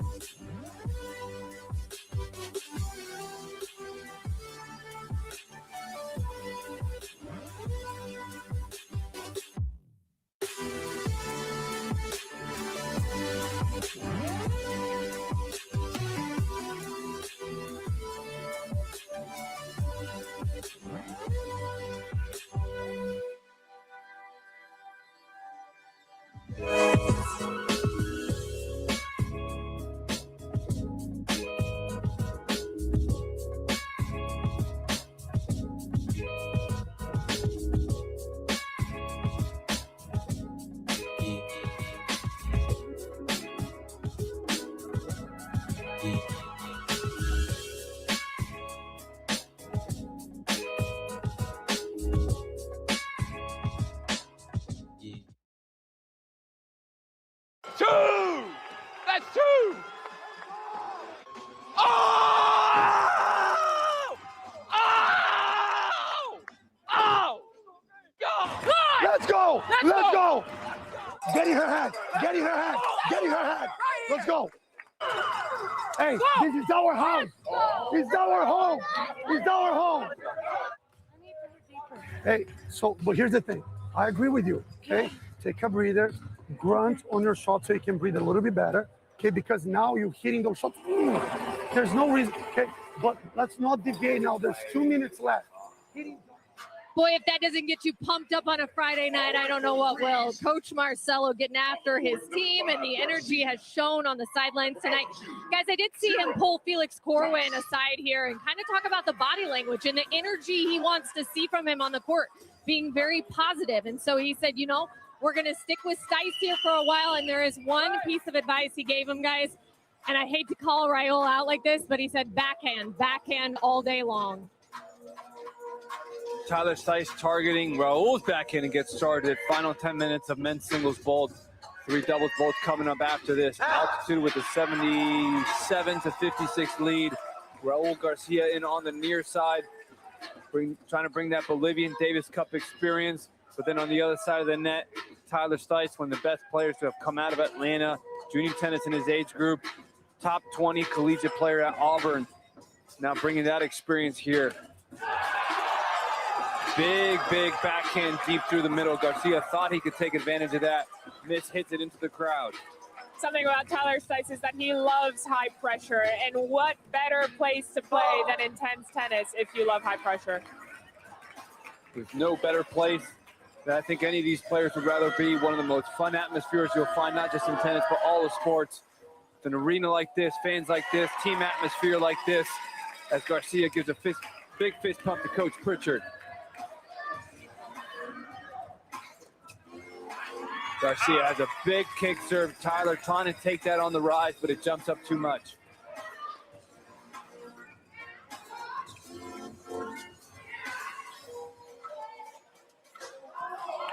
Sneaky trying to go for that short angle drop shot. A lot of room to play with here with an 18-point lead. Instead of taking it on the rise, this time Stice goes all the way back. Gets rewarded for that change of strategy as he has such a heavy forehand. Garcia struggled with it. Pritchard looks like he's trying to tell him to flatten out that forehand just a little bit more. I'd like to see a little bit more energy here from Garcia too. He needs to step it up here if he wants to get his team a little bit closer in score. And the difference in energies and benches, altitude and the freeze, it's clear. If you don't look at the scoreboard, just by looking at the benches, you know who's winning. Yeah, for sure. I completely agree. 80-61. 8 minutes left. Men's singles. Women's singles started the night off. Men's singles here in the middle, finished off by doubles. Stice himself has his big kick. Both these players kick, slide left to find that forehand. Big backhand down the line, a +2. Unbelievable moving forward there from Stice, and he wasn't necessarily too far into the court. He just hit a huge backhand, but I like to see the way that he was actually taking a step in after that ball.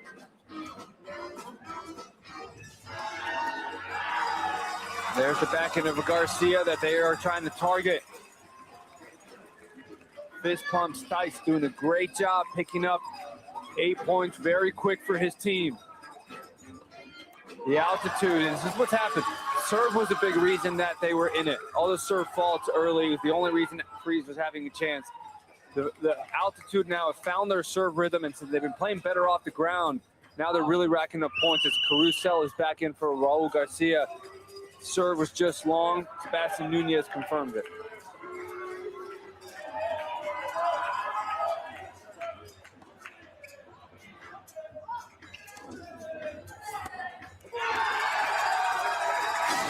You can just see the fire and the energy every time Altitude wins a point. Every point is like championship points to them. They're really getting all of the fans involved and getting them to scream. It's unbelievable atmosphere out here, and Altitude is creating it. Carousel trying to show why he's the #1 pick, struggling to find it, but it's not just him, it's been the entire team. They've just played okay all night, where Altitude has had a lot of great moments. Freeze really haven't had any extensive great moments, and that's the problem. To see if they can change things around, but look at just the energy coming from Stice in the bench. Forehand inside in. They've just been so consistently intense tonight, and it's showing. It's showing on the scoreboard. It's showing in the way that Freeze, their body language is not exactly where they need it to be.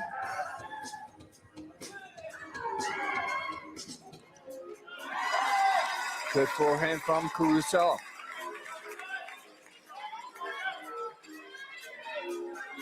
Five minutes remaining. One of the few mix-ups that we're going to see. Changing that serve, going to the forehand. Don't see many aces intense with one serve.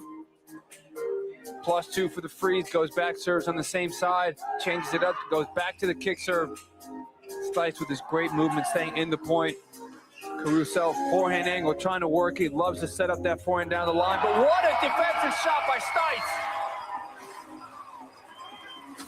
And the reaction is just even better, JY. I love looking at their team every single time an incredible shot happens, because their reaction is almost better than the shot itself. 89-67.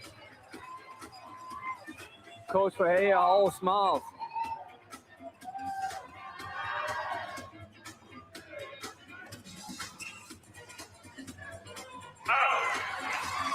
Two points in a row to Freeze on the near side.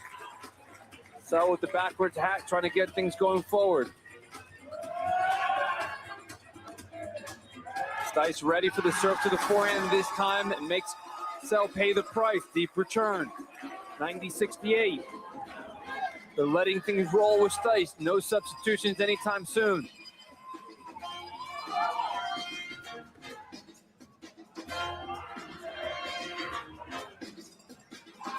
Heavy forehand from Stice as well. The depth and the way it jumps.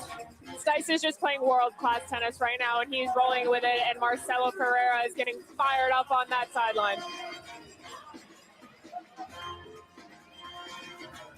I think we have a little bit of a scoreboard issue. 90-68. Stice won that point. They didn't give it to him. We're going to see if they're going to try to catch that. Every point counts. Freeze was given that point. 90-70. The score should be 91-69. Let's see if they're going to review this after the break. The call came late. I thought Sebastian made sure that the ball was called out. And we're going to get Emory Sports Medicine timeout by Coach Pritchard in the freeze. Let's see if we can listen in to see what do you tell your team at this point. Absorb that pace on the third, make him move from side to side. We'll wear his ass out for the last 3 minutes, okay? If he leaves Tyler in after this point, I'm going to put him back in, okay? Yeah, come on, let's go. Freeze on 3, 1, 2, 3, freeze! Our weekly Global Saturday, June 13th, at the Spanish host the state, and the reps. You see an interesting matchups the way he's trying to play it.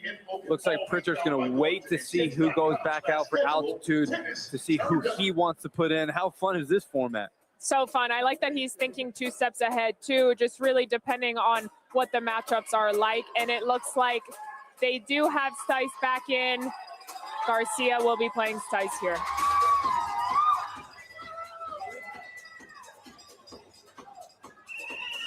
Okay, it looks like they gave the point to altitude now and put it up on the scoreboard. So 91-70.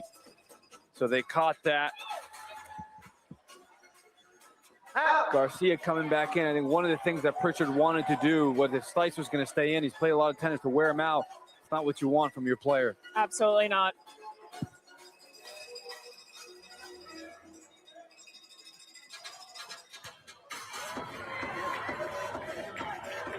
Under 3 minutes before we have a little bit of a longer break before all the doubles action gets underway.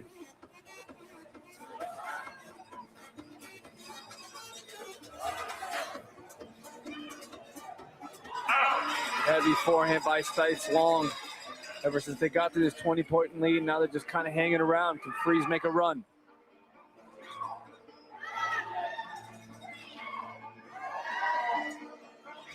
Forehand to forehand rally. Stice changes down the line, sets up the backhand flat cross court. Garcia defends extremely well. Miss hit by Stice. I think Garcia's energy is better coming out here. He's hitting through that backhand. He's taking a breath before that serve. He's looking better than before. Short kick wide. Garcia finding a rhythm. 92-74. I love watching the altitude bench, how they're still urging Stice on. They've been so engaged this entire night. Whether they've won the point or lost the point, you can see the encouragement. Freeze been a little bit more result-oriented in their actions.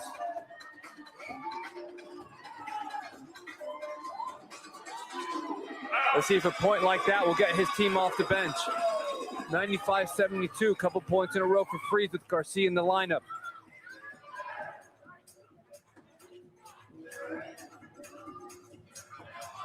Short angle drop shot, chip down the line, sets up the passing shot, defends with the volley, backhand winner cross court.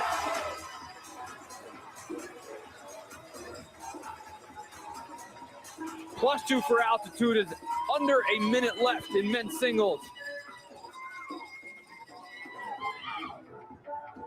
And look at that emotion there. It's unbelievable to see from the whole team. I'd love to see Freeze just get a little bit more of that.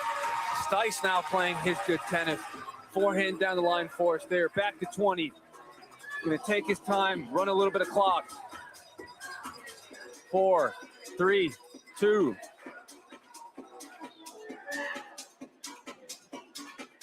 Great defense from Stice. Oh, everything going the altitude way. Net court winner +2.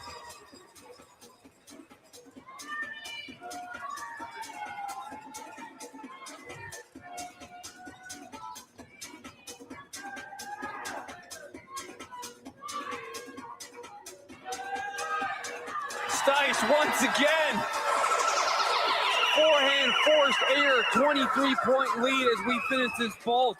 Oh my goodness, the That was a heroic performance there from Stice. The energy, the shot making, unbelievable, JY. It's the Stice show tonight. I mean, it was a combination of women's singles of both players. But then when we look at the men, Stice came in third, but he turned it into his show. Loving this night. What an opening night. We'll be back with more tennis.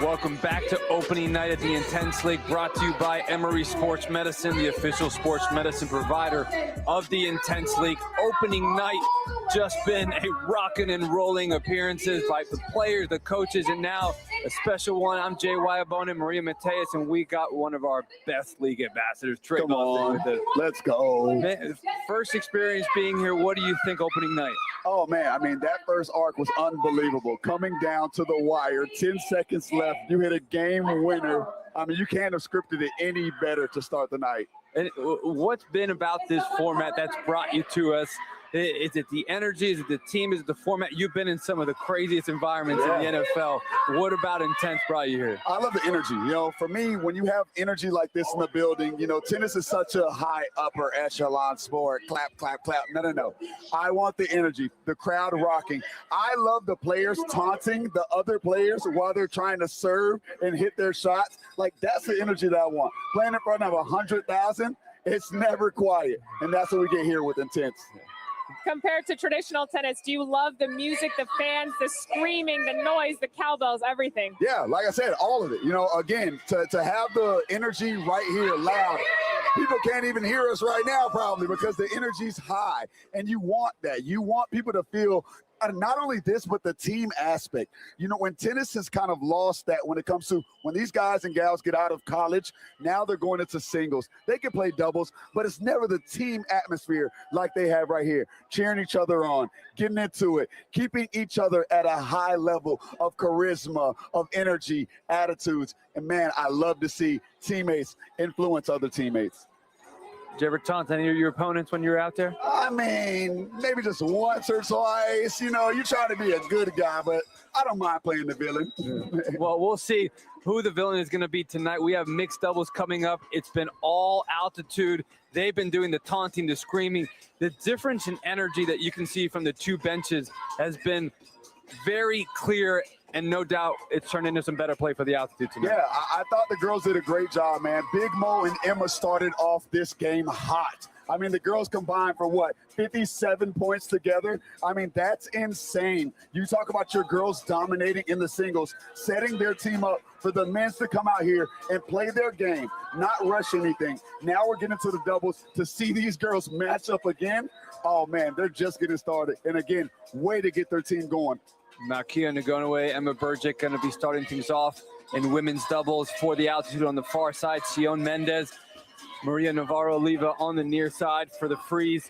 Trey, you've been part of the biggest team format league there is in the world, but these tennis players, they're not used to this. What is important for them to remember when they're on the sideline, that even though you're not competing, you still got a role? Yeah, everybody has a role on the team, and it's so important to understand that everybody, even if you're on the sideline, whether it's influencing, whether it's giving pointers inside the game, that's a big role. Everybody wants to be the star on the court. But listen, it's the teammates on the sideline who can get the job done, who can get the fuel inside of your teammates when you might be down in the game. Fortune were down 22 points, and came back and won with 10 seconds left. You have no time on the clock. Don't worry about it. There's still plenty of game. Go out there, have fun, and your teammates are helping you do that. 99-79, Maria Navarro trying to get her team going, had the angle volley winner, 2 points before, misses that.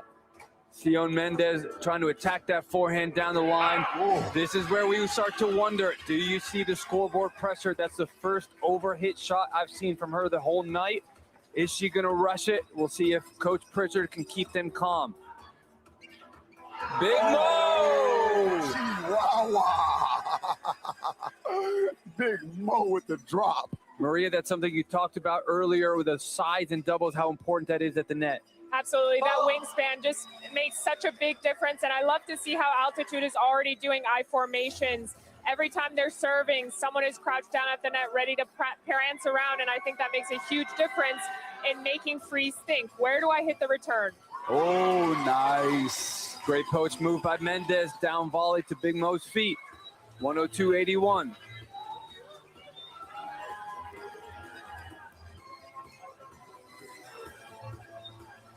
You're going away, sneaking into the net, rushing the volley to Mendez. Freeze needing every point that they can get. 8 minutes before men's doubles comes up after. You're going away to serve.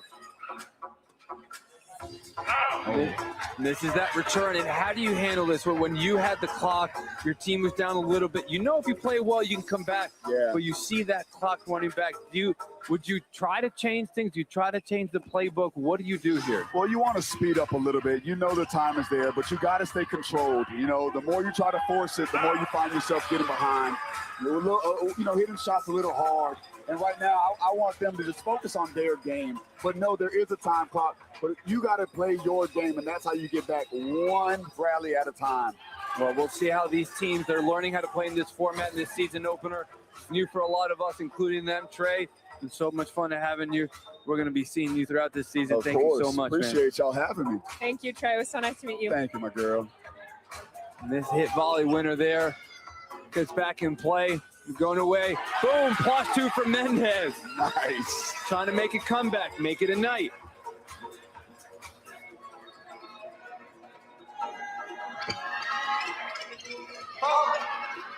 Fault right back, not able to build up on that momentum.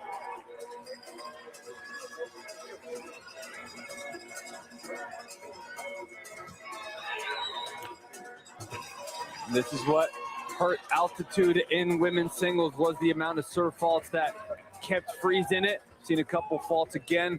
We've had 11 on the night from Birgit, 6 from Gonaway. Over 20 overall as a team. Mendez trying to poach, trying to sneak in another +2 winner. Fist pump to her team.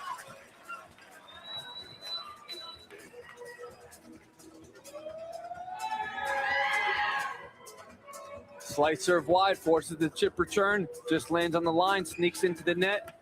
Navarro, is he going to get a benefit of the net? No, she does not. They haven't had any of these lucky breaks. Sometimes just a little bit of luck can change momentums here, and I think they really would love some luck right now. Big serve by Gonaway, takes that forehand down the line, using that short chip to bring Mendez in. Forces that air long and wide, 109.86. Altitude done a great job maintaining their energy throughout. High energy, but it's tough to maintain, and they've done it. It's actually very impressive how long they've been able to maintain their energy, and I really don't think that they're going to drop it anytime soon. Timeout here from Coach Pritchard. Brought to us by Emory Sports Medicine. They get to take a little bit of a break. An opening night, had the first arc earlier, came down to the last point, 158-156 fortune over Outriders. Tomorrow we will be back again, 5 p.m. and 7 p.m. If you're in Atlanta, get your tickets, come on in. Sting will take on the Rise, Inferno take on the Ridge. The Ridge have the returning legend, Italian Claudio Pistolesi, as we finish an incredible opening weekend at Assembly Yards.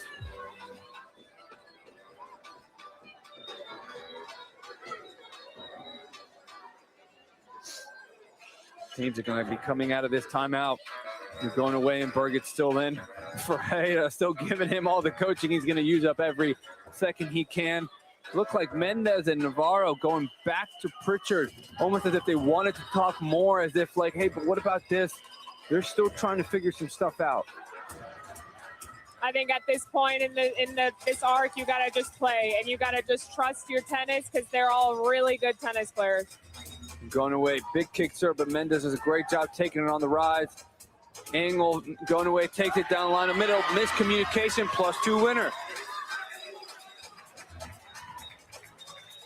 This is their moment, 5 minutes left in women's doubles. 20 minutes after this. Big forehand down the line, Birgit saying, not your time yet.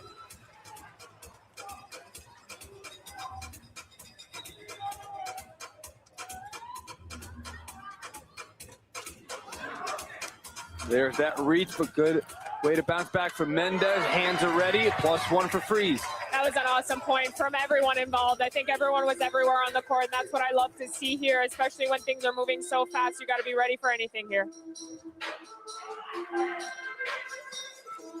No way! Shot of the night contender, you think, J-Lo? From the ground.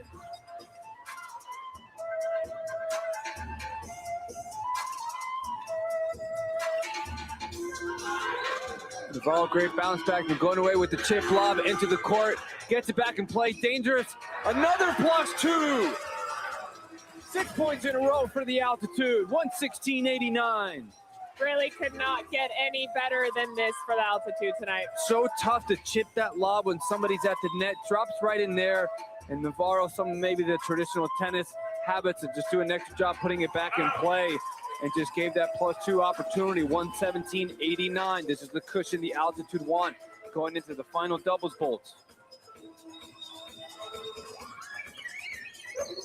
Going away serving big. Mendez returning well. If he can translate that into a little bit more of the rest of the rally, they might have something. It looks like she's trying to return and come in. I think she's trying to rush them a little bit. Now Kia going for that down the line again. Missed it. Coach Ferreira trying to tell her, settle down, settle down. I know you hit some great winners, but let's also play within ourselves. Navarro, good poach, just caught it late, missed it long. Those high backhand volley poaches, not easy.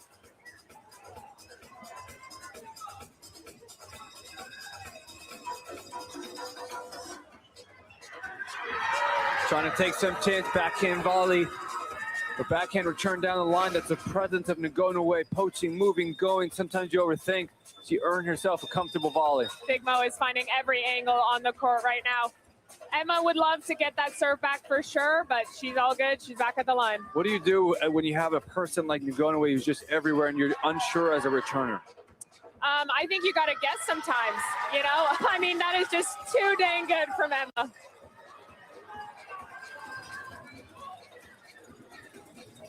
.122.92, 2.5 minutes left.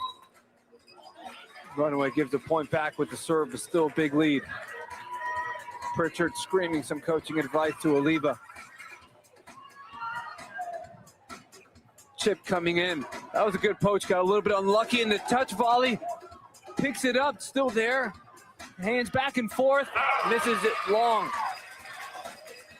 What a point. This is world-class tennis tonight, JY.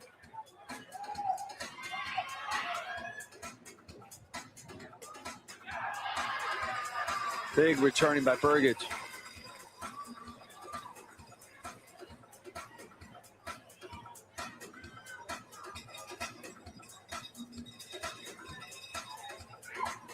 Toss gets away from her a little bit too much, but in this format, you can't catch that toss.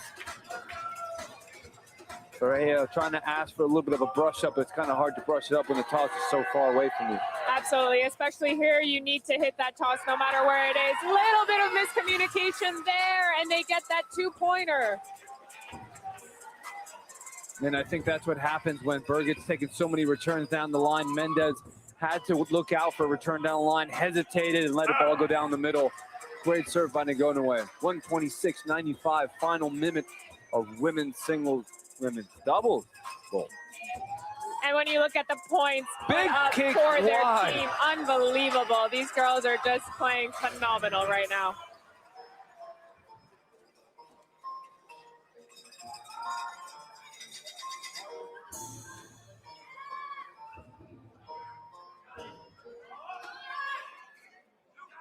Overhead to Mendez. Great defense, but not good enough. Fist pump from Burgett. The sideline for the altitude. They have been Mach 10 all the way through. Cheering on their team, supporting them, bringing the energy, the freeze, looking up at the clock, trying to wonder, how much time can we do this? What do we do? What's the strategy? They haven't found it. Ngonoue coming in, but the dipper too good. 10 points. Mendez going to try to sneak out everything she can for the freeze. Burgett's doing such a good job with those returns down the line, changes it up. Lob above the net. Final point here. Swinging volley at Ngonoue, and they will take it. Mendez doesn't know because she's so locked in, but the clock is over.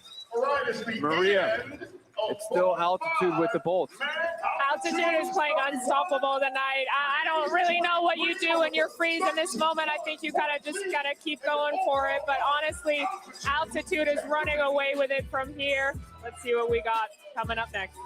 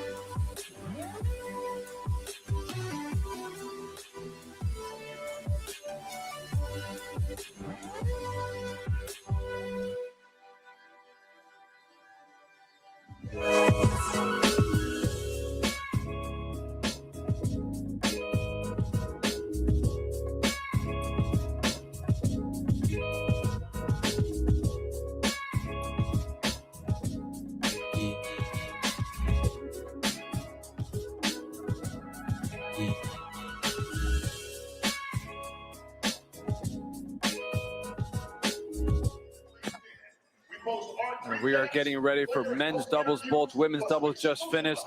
Exciting night at opening 2026 Intense League.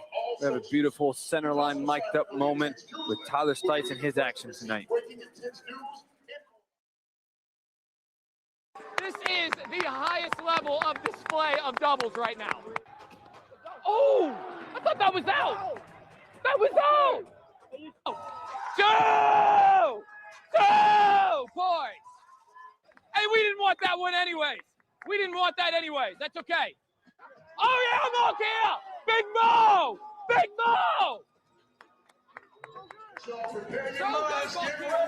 Tyler Stice been bringing the energy the entire night. Was actually the third male to come in, but they kept him in all the way through to finish. No shock he's going to get the starter tonight with Felix Corwin. These two have been a great 1-2 combo.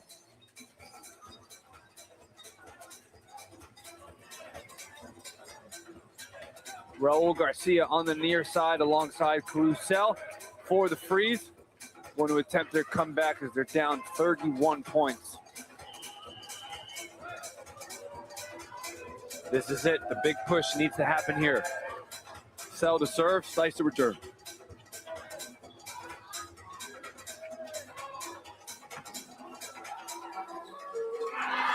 That's the start they want. Backhand winner, +2 Garcia. And we see that energy from Team Freeze. They're going to need this for the rest of the time that they have on this court tonight. That was a great return by Stice, but even bigger by Sell. Corwin caught that volley late.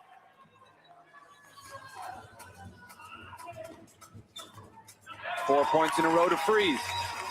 The start they wanted, 129-102. Altitude on the far side. Stice to return. Trying to find where to serve him. Clean hit, but into the net, 129-103. 5 points in a row.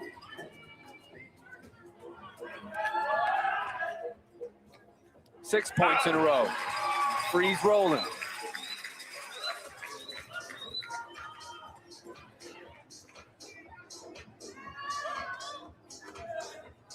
Big body serve. Corwin covers the net. That's why you get so close. If you miss hit it, it at least still goes over. +2. Sometimes all it takes is getting your racket on it there, and he mishit it, but it actually benefited him. He got a little luck there with some backswing on that volley.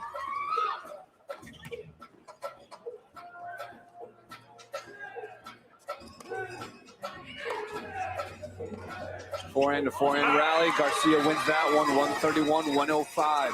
Garcia to serve. Mixed doubles, 10 minutes after this, but 8 minutes in men's doubles to determine who's going to be the winner opening night.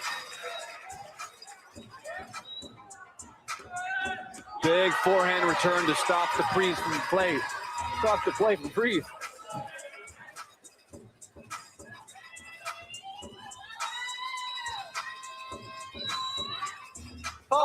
Just misses that. Freeze 9-3 in this men's doubles bolt. The only bolt they've won have been the second women's singles bolt, and it was only by 1. Everything else has been altitude all the way, and a lot of Stice whenever he's on the court. What a great return from him there, and stepping forward. The more that these teams can step in, the better. We are going to have a timeout. These teams try to regroup. All right, fans, don't forget to get the latest in Intense apparel at our merch area located just behind. There's nothing holding you back. I've been preaching for the past 5 days. We build the fat to take some risk, not crazy risk. Okay, move your feet, get up, and let's coach all over. Believe in each other, man. Come on. Hey, they're the ones under pressure, not us. That's right. Come on. Fully immersed with Intense merch. This is tennis turned all the way up. We want to see I think Stice and Ferreira are feeding off each other. Scan the QR code located on the video board. Let's go. Coach Ferreira, he knows this is not the time to let Freeze back in. We can put him away and make the league so big that it's almost impossible to come back. Freeze is getting things going. 10-4 in this men's doubles bolt, but that's a great return by Stice, deep on the line. +2. Stice has been locked in on every single return.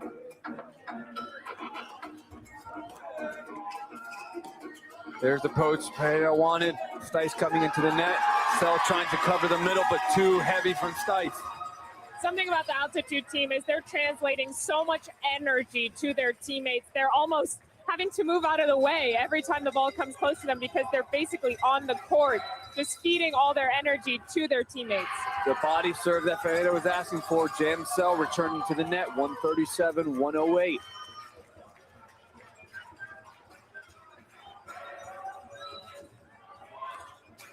There's the poach.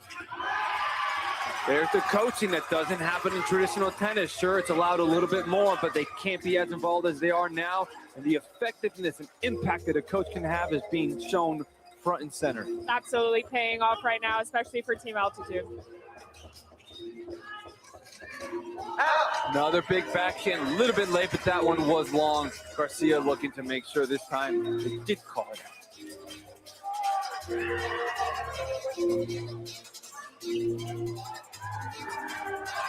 Big overhead, another +2.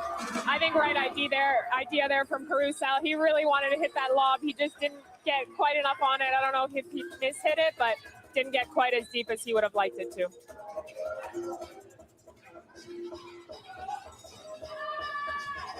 And this is the tough part in doubles when you have someone like Garcia that likes to hang back. When you get two players at the net and they play well, it's very difficult to overcome that in doubles, and Stites and Corwin all over the net.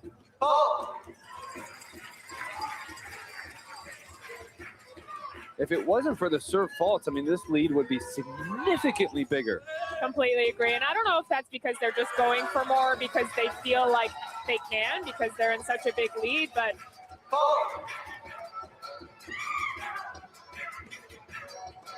big return by Corwin.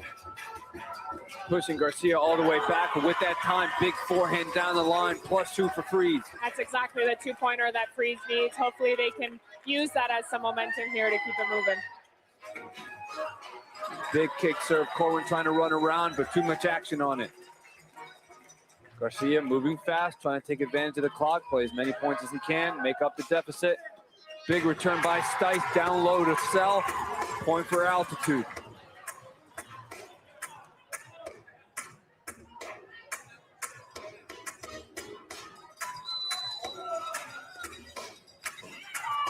The movement, the poaching, the defense from Garcia. Back in the cross-court rally. Both players trying to find his forehand. Garcia couldn't do it as well as Stice.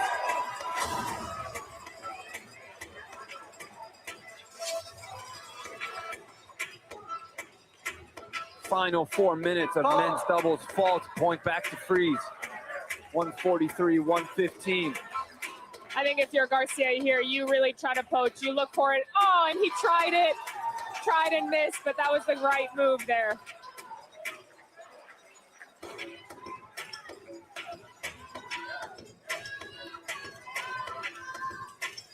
High formation, Corwin to serve, Stice down low, hangs middle, tough down to the net. Garcia to serve quick once again.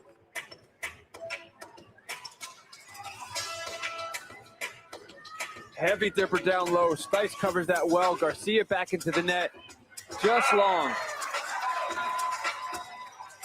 Garcia to serve quick once again. Good eye formation to throw Stice off. Garcia heavy forehand, Sell looking for that opportunity to poach. What a rally. What a rally to stay steady, calm. Garcia overhits. Entire Altitude team is on the court, ladies and gentlemen. High formation once again, keeping the returner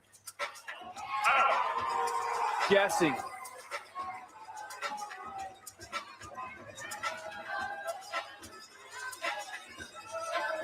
You can see Stice and Corwin now trying to run a little bit of clock, where you see on the other side, Freeze moving fast. The Altitude are trying to take some clock, run it down, something you can't do in traditional tennis, you can do tonight.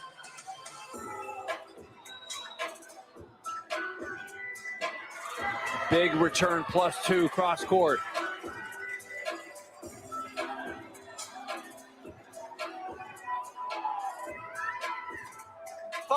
Trying to go big, trying to feel some confidence, went for the ace, but point for Altitude. Under 2 minutes.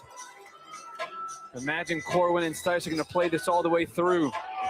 Miss hit, run around forehand.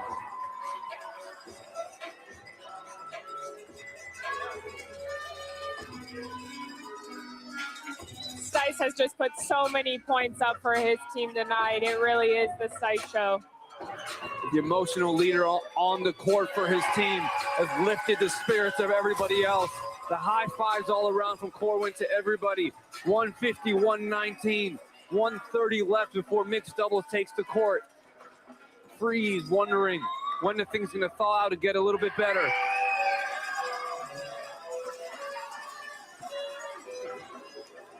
The most amazing part to me is even with such a big lead, you wouldn't know it was such a big lead by looking at the altitude. Every point seems so important to them. And I think that's why they have such a big lead, because they're playing every point with so much intention. Big kick up high above the shoulder. Under a minute. Sell tried to post, but great return by Corwin.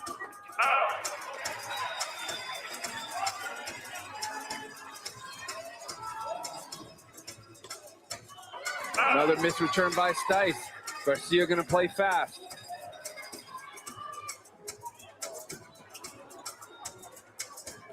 Don't know what happened there. Not sure if he broke a string, had to get another one. Corwin with the ball just long, points in a row to Freeze. I don't know how that ended up working out, actually. I don't know, he didn't get hit by the ball. Finally, Garcia misses a shot. 152, 124. The Freeze might win this bolt, but that margin of victory in the men's doubles bolt, not enough.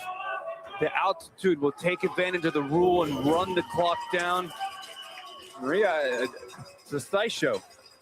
Yeah, that's all we can say over here, that's for sure. It's going to be interesting to see what the Freeze can do here, but altitude is incredible tonight. Yeah, the Freeze will see what they can figure out when we come back. 10 minutes of mixed doubles. It's their final opportunity.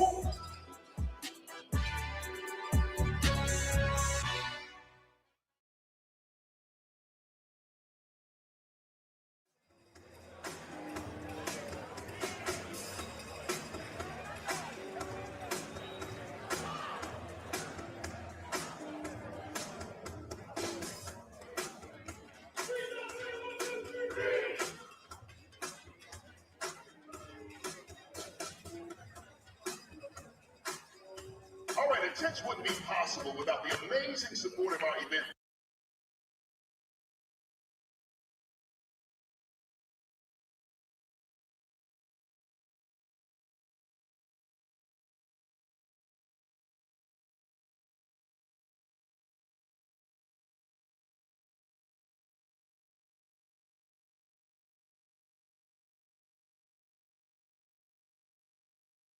Centerline, Emery, Luxalot, and Wilson.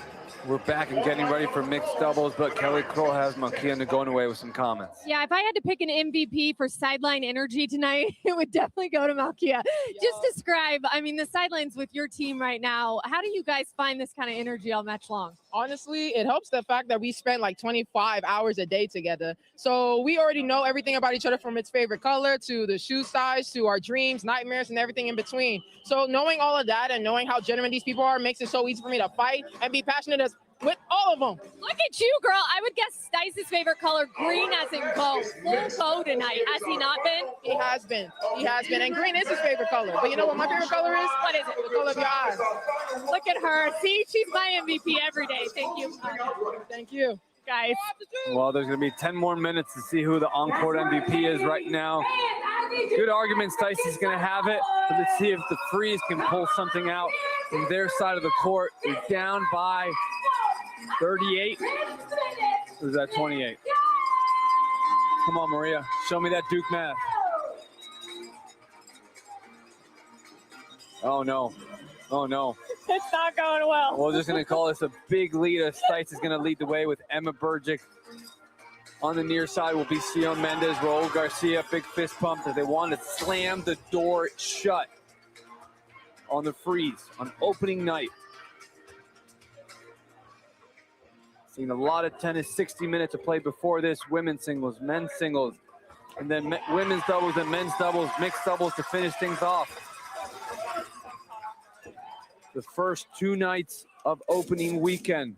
We'll be back tomorrow for some more action, but tonight has been a heck of a start. Sion Mendez trying to see if she can bring back some of that MVP performance from last year, but the energy from the altitude is unstoppable.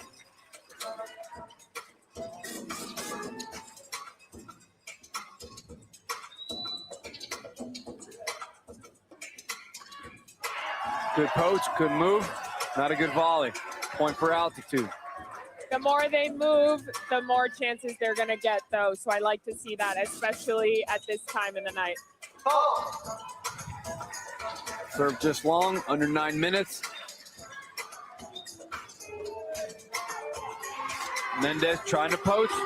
The best opportunity, just hasn't connected.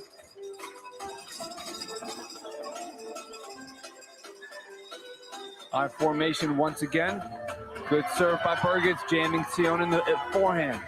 I really like the I formations. I think it makes the opponents just think so much. Where do I hit the return? Where are they going to move? And it's showing.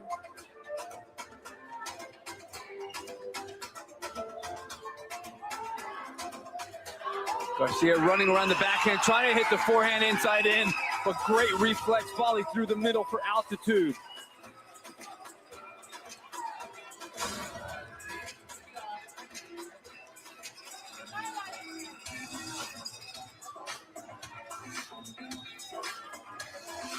Burgess with her 14th fault of the night hasn't made enough of a difference due to how well the rest of the team has played from the ground. Big backhand when she does stuff like that, doesn't matter how she serves. We saw all the return winners in women's doubles, following up again in mixed doubles, 161, 126.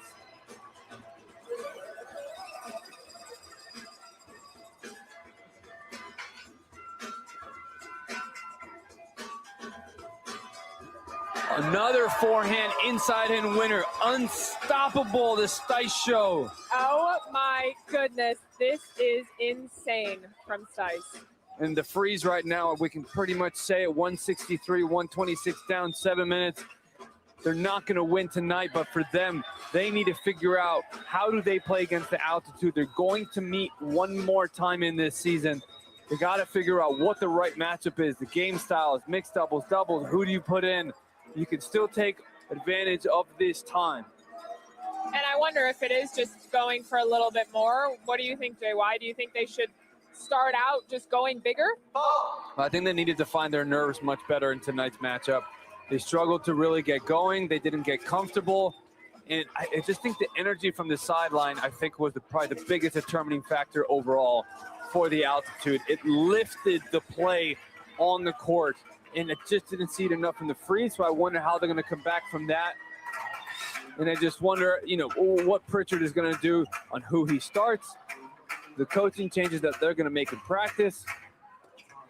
And I think if your altitude also, you know, this is a moment where you maybe try to get Sebastiani Leone in and try to get some action. Yeah, for sure. Just see what she's got, see what she's made of. But you know, when her teammates are doing so well right now, I don't blame them for just saying, you know what, you guys do your thing. I think the one thing is just in this format, this league, this arena, that's just so different. It's a debut for almost everybody in this league, and you never know when you're going to need her. And the experience of being in this arena and actually playing is invaluable. If you do need her later on and she hasn't played, you might put her in a little bit of a tough spot. So I think this is one where you start to look a little bit past this, even if you're the altitude. Yeah, I think that's actually a really, really good point. She needs some playing time out here. Again, everything is just so different from traditional tennis.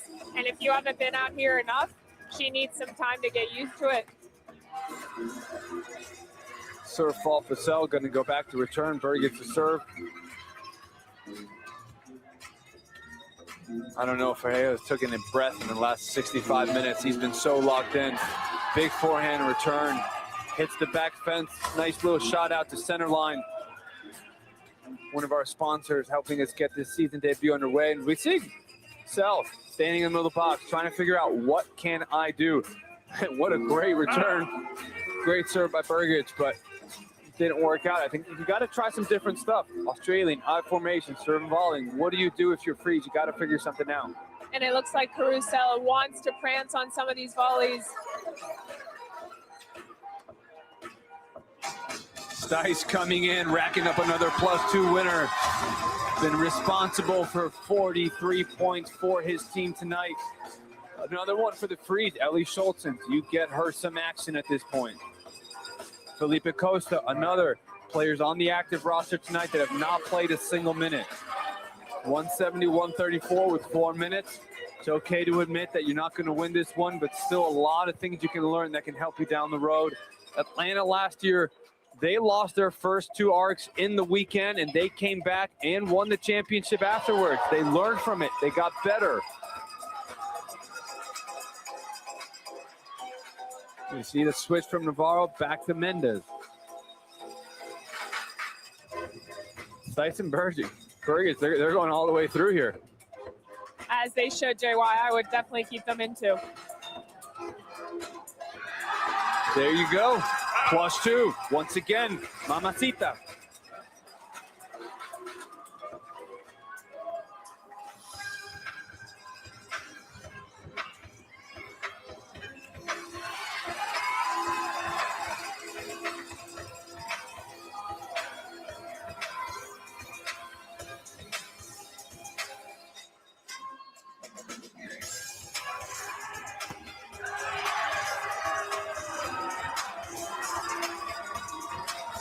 .175, 134, final 3 minutes.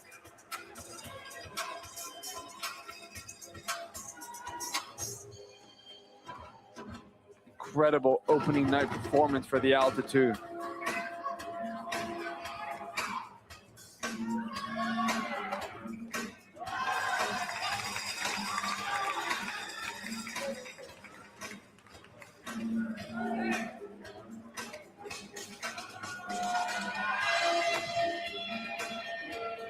One of the few serve-lets that goes into play that we haven't seen tonight. Did he touch it? He did not. +2 the winner once again. Stice 177, 135. Burgess to serve. Just about 2 minutes left in opening weekend. Another body forehand serve jammed up by Mendez. You can see the look on their faces. They're looking at the clock. They're wanting this to be over as well. The Altitude are loving every moment of this.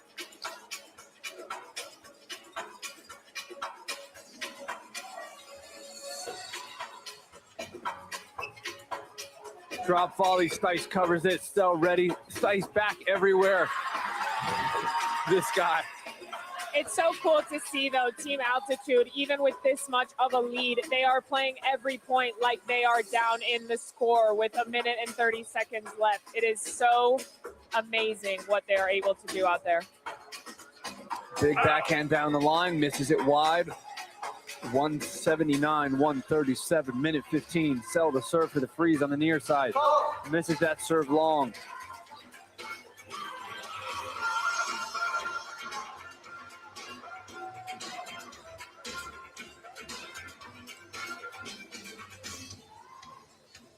Big serve once again. You have to say, for as many faults as Burgess has had, she's also had a lot of unreturned serves tonight. She sure has. And looking at Team Freeze, it looks like they're definitely ready to kind of wrap it up and get out of here. I think they're going to go back to the drawing board and see what they can do better.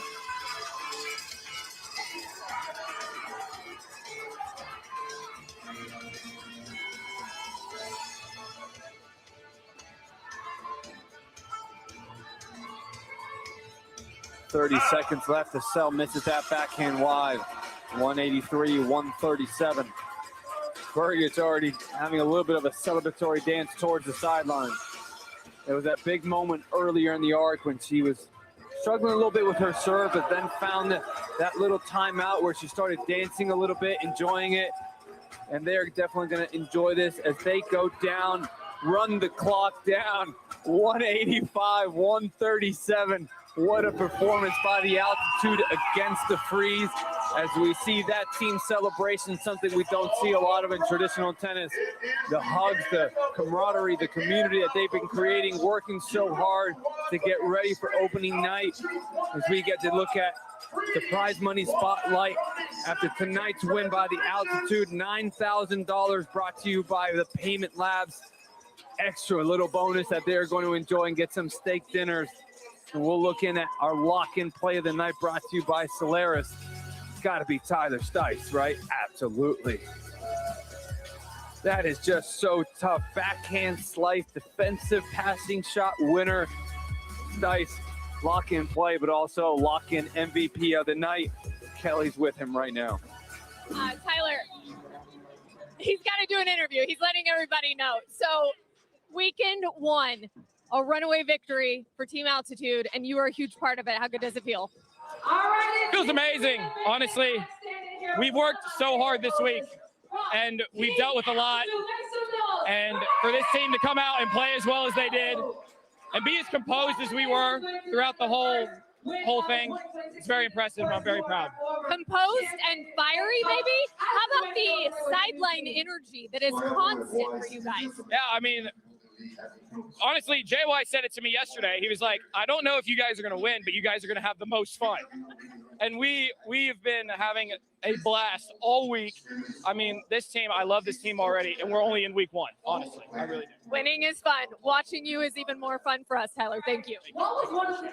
Guys, JY, you called it. Winning is fun. A lot of fun for both of these teams tonight. Fortune with a 158-156 final, second win, 185-137. But tomorrow we'll be back 5 p.m. and 7 p.m. Rise take on this thing. Inferno take on the Ridge. The opening weekend is just getting started. And if it is anything close to what it was tonight, it's just going to blow the roof off out of here. So thank you, everybody, for joining us. We'll see you tomorrow. Yo, what an incredible night. Let me just remind you of the score from earlier. Earlier tonight, Fortune went up against Outriders